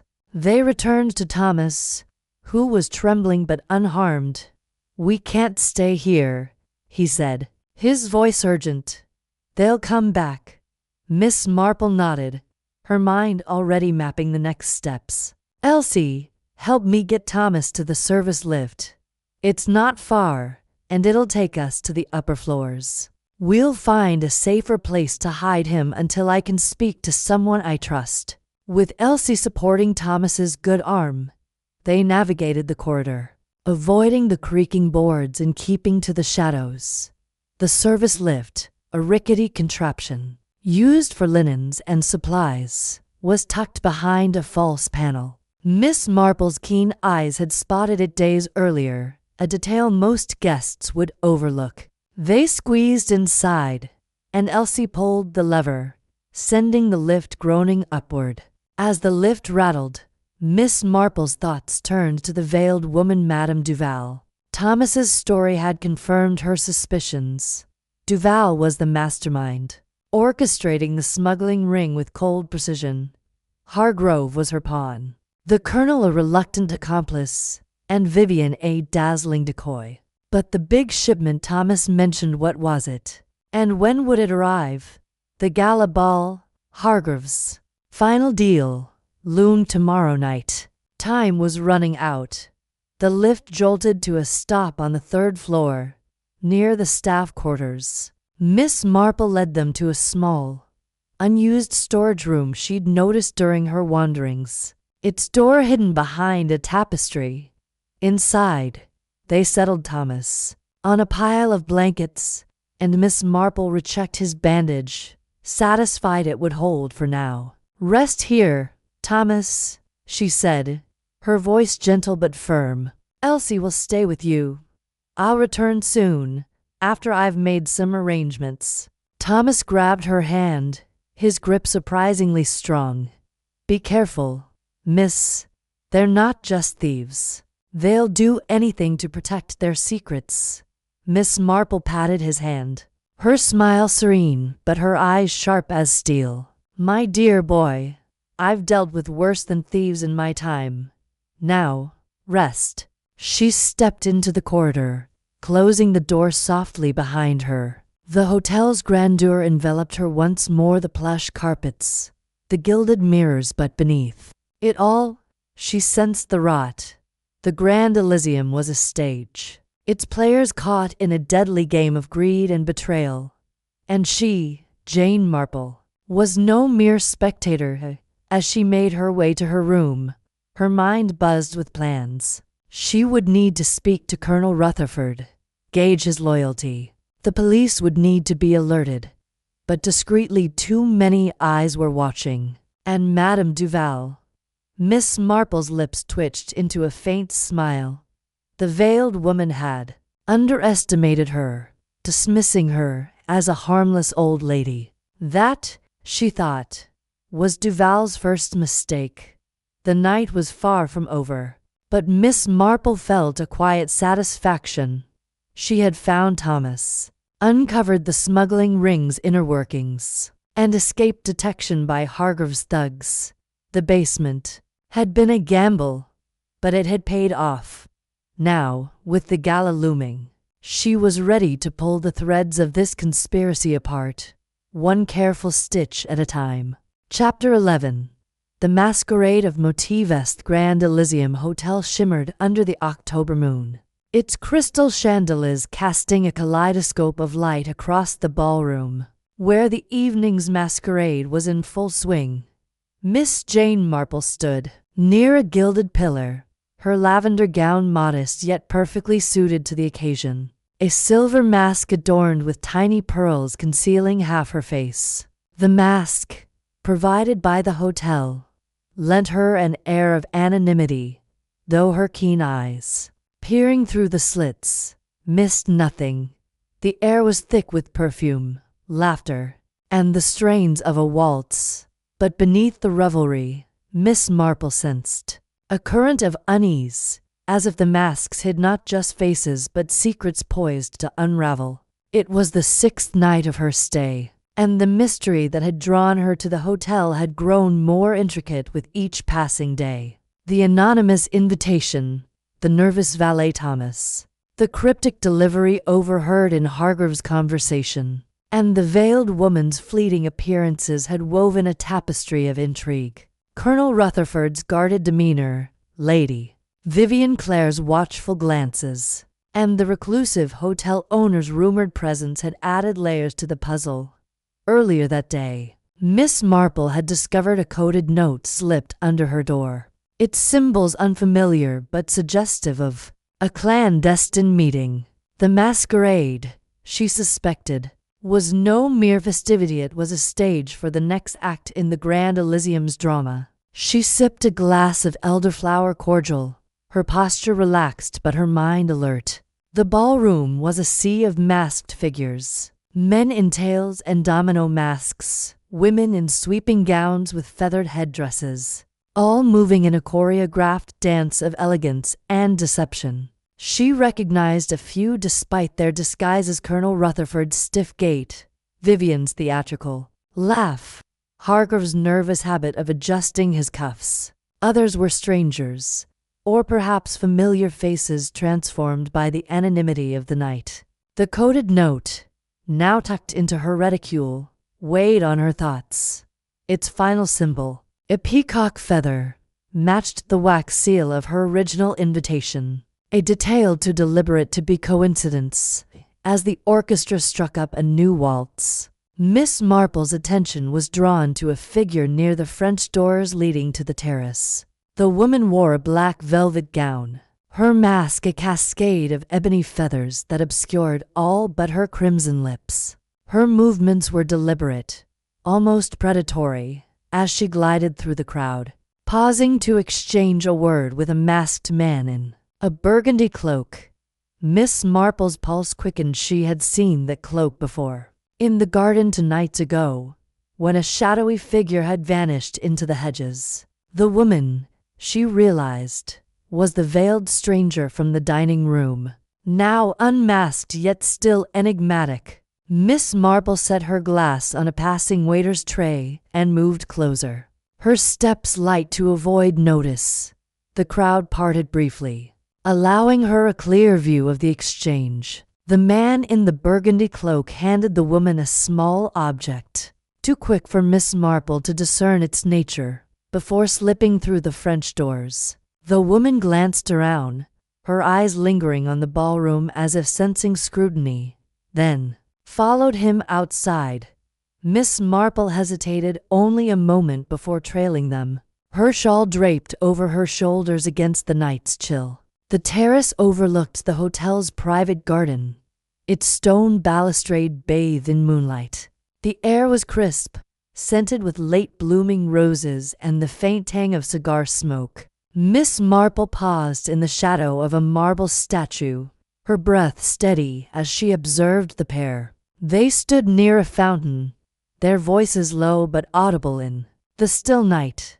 "You're late," the woman hissed, her tone sharp. The schedule was clear. "Complications," the man replied, his voice muffled by his mask. "The courier was intercepted. We need another way." Miss Marple's fingers tightened on her reticule. "Courier? Intercepted." The words echoed Hargreaves' earlier mention of a compromised delivery. Were these to part of the same scheme, or rivals in a larger game? She edged closer, her slippers silent on the stone, but a twig snapped underfoot, the sound sharp in the quiet. The pair froze, their heads turning toward her hiding place. For a moment, she held her breath, her heart steady despite the risk. Then, a burst of laughter from the ballroom drew their attention, and they resumed their conversation, though more cautiously. "We meet at the clock tower, midnight," the woman said, her voice barely a whisper. "No more mistakes." She turned abruptly, her gown sweeping the ground, and re-entered the ballroom. The man lingered, his posture tense, before vanishing into the garden's shadows. Miss Marple exhaled, her mind racing. The clock tower, an ornate structure at the garden's edge, was an odd choice for a rendezvous isolated, yet visible from the hotel's upper floors. She resolved to be there, but first, she needed to decode the note. Returning to the ballroom, she navigated the crowd with practiced ease, her mask a shield against curious glances. She spotted Thomas, now dressed as a waiter, his tray trembling slightly as he served champagne. His eyes met hers briefly, and she saw a flicker of recognition, or was it fear? She approached, her smile disarming. "Thomas, dear, might I trouble you for a glass of water? The dancing is quite invigorating." "Of course, Mum," he stammered, setting down his tray to fetch a glass. As he handed it to her, she leaned closer, her voice low. "You seem troubled, Thomas. Is something amiss?" His eyes darted to the side, as if checking for eavesdroppers. "It's nothing, Miss Marple. Just, the hotel's a strange place. Sometimes." He hesitated, then added, "You're kind to ask, but I should get back to work." He hurried away, leaving her with more questions than answers. Thomas, she suspected, knew something, perhaps unwittingly, of the conspiracy unfolding round them. Miss Marple retreated to a quiet alcove, where plush armchairs flanked a low table. She opened her reticule and withdrew the coded note. Its symbols a mix of geometric shapes and flourishes. She had seen similar ciphers in her youth, during her brother's brief fascination with cryptography. The peacock feather symbol suggested a connection to the hotel's owner, rumored to be a recluse with a penchant for theatrics. She pulled a small pencil from her bag and began sketching possible translations, her mind sifting through patterns. As she worked, a shadow fell across the table. She looked up to find Lady Vivian Clare, her golden mask glinting in the candlelight. "Miss Marple, how delightful to find you here," Vivian said, her voice honeyed but laced with curiosity. "Not dancing? I'm afraid my dancing days are behind me," Miss Marple replied, tucking the note discreetly into her reticule. "But I enjoy observing. Such a fascinating crowd." Vivian laughed, settling into the opposite chair with the grace of a stage star. "You're a watcher, aren't you? I've noticed you, always so quiet, yet nothing escapes you." Her tone was playful, but her eyes were sharp, probing. Miss Marple smiled, deflecting with a comment on the music, but Vivian pressed on. "Tell me, what do you make of this masquerade? All these masks, do they hide more than faces? A mask can reveal as much as it conceals," Miss Marple said, her voice mild. "People choose their disguises carefully, don't they?" She paused, watching Vivian's reaction. The actress's smile faltered, just for a moment, before she recovered with a laugh. "Touche, Miss Marple. You're wasted in that little village of yours." Vivian rose, her gown rustling. "Enjoy the evening, and do be careful, masks can be dangerous."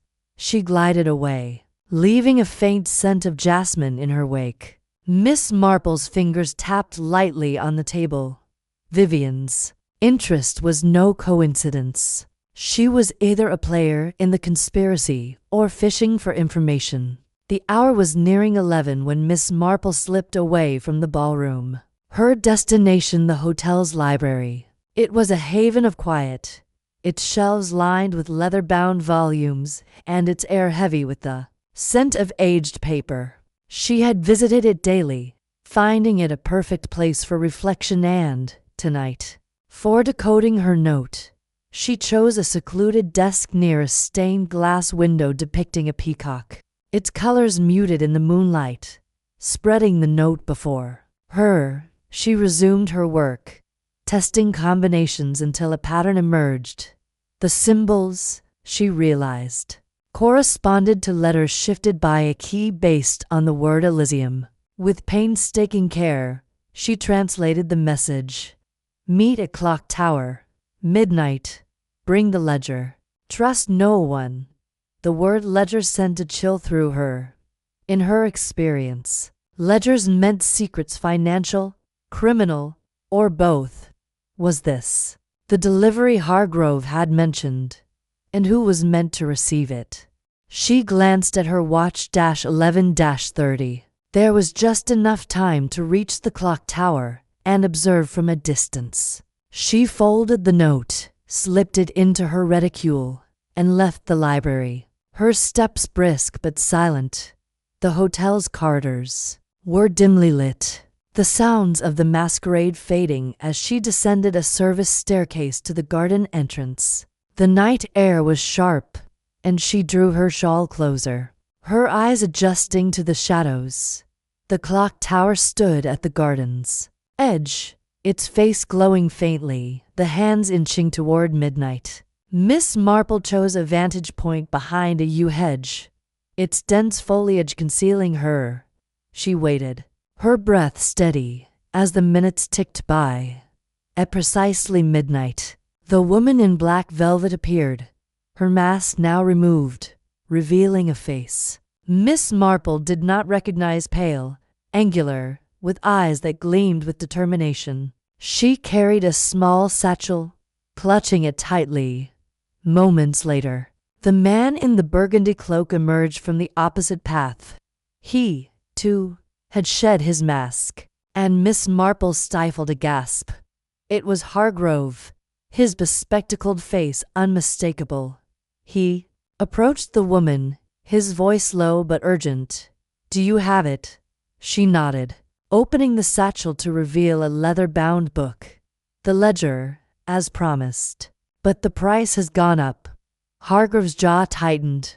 "We had a deal." "Deals change when couriers vanish," she snapped. "Pay, or I walk." Before Hargrove could respond, a rustling sound came from the nearby bushes. Both turned, their hands reaching for their pockets. Miss Marple's heart raced. She had been careful, but someone else was watching. A figure burst from the foliage, cloaked in dark green, a pistol glinting in their hand. "Drop the ledger," the newcomer barked, their voice distorted by a scarf across their face. The woman in black hesitated, then tossed the satchel to the ground. Hargrove lunged for it, but the cloaked figure fired a warning shot into the air, the sound shattering the night's stillness.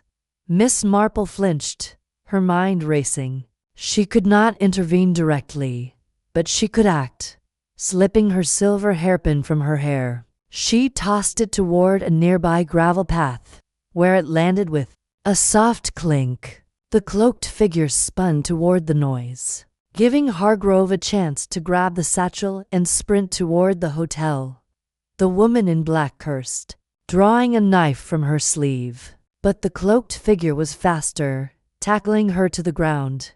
Miss Marple seized the moment, retreating silently through the hedge, her heart pounding. She reached the garden entrance just as shouts echoed from the Terrace Hotel staff. Alerted by the gunshot, were converging on the scene. She slipped inside, her composure intact, and made her way to her suite, her mind ablaze with what she had witnessed in her room. She sat at the writing desk, her notebook open. She recorded every detail. The ledger, the woman's demand for more money, Hargrove's desperation, the cloaked assailant. The ledger, she suspected, held the key to the conspiracy, a record of transactions, perhaps linking the hotel's guests to something illicit. The gunshot would draw attention, but the players would scatter, regroup, and strike again. She was close, closer than she had been all week, to uncovering the truth. As she closed her notebook, a soft knock sounded at her door. She rose, her reticule in hand, and opened it to find Thomas, his face pale. "Miss Marple, I heard the shot. Are you all right?" "I'm quite well, thank you," she said, her tone calming. "But you look shaken, Thomas. Come in, tell me what's happened." He hesitated, then stepped inside, his hands twisting together. "I saw something tonight, ma'am. In the garden, before the shot. Mr. Hargrove, with a woman I didn't know." They were arguing about a book. I think it's why someone's been following me. Miss Marple's eyes softened, but her mind was sharp. You're safe. Here, Thomas, tell me everything you saw. As he spoke, haltingly at first, then with growing urgency, she listened, her suspicions crystallizing. The masquerade had unmasked more than faces, it had revealed motives, alliances, and betrayals. The night's events had brought her closer to the heart of the conspiracy, and she knew, with quiet certainty, that the ledger would lead her to the truth. She thanked Thomas, urging him to rest, and closed the door behind him. Alone, she stood by the balcony, the moon casting silver light across her face. The Grand Elysium was a house of mirrors, reflecting lies and half-truths. But she was no stranger to such games. The masquerade had ended, but the real dance of wits, of secrets, was far from over. With a faint smile, she turned down the lamp, content that the night had yielded a victory, however small, in her elegant pursuit of justice.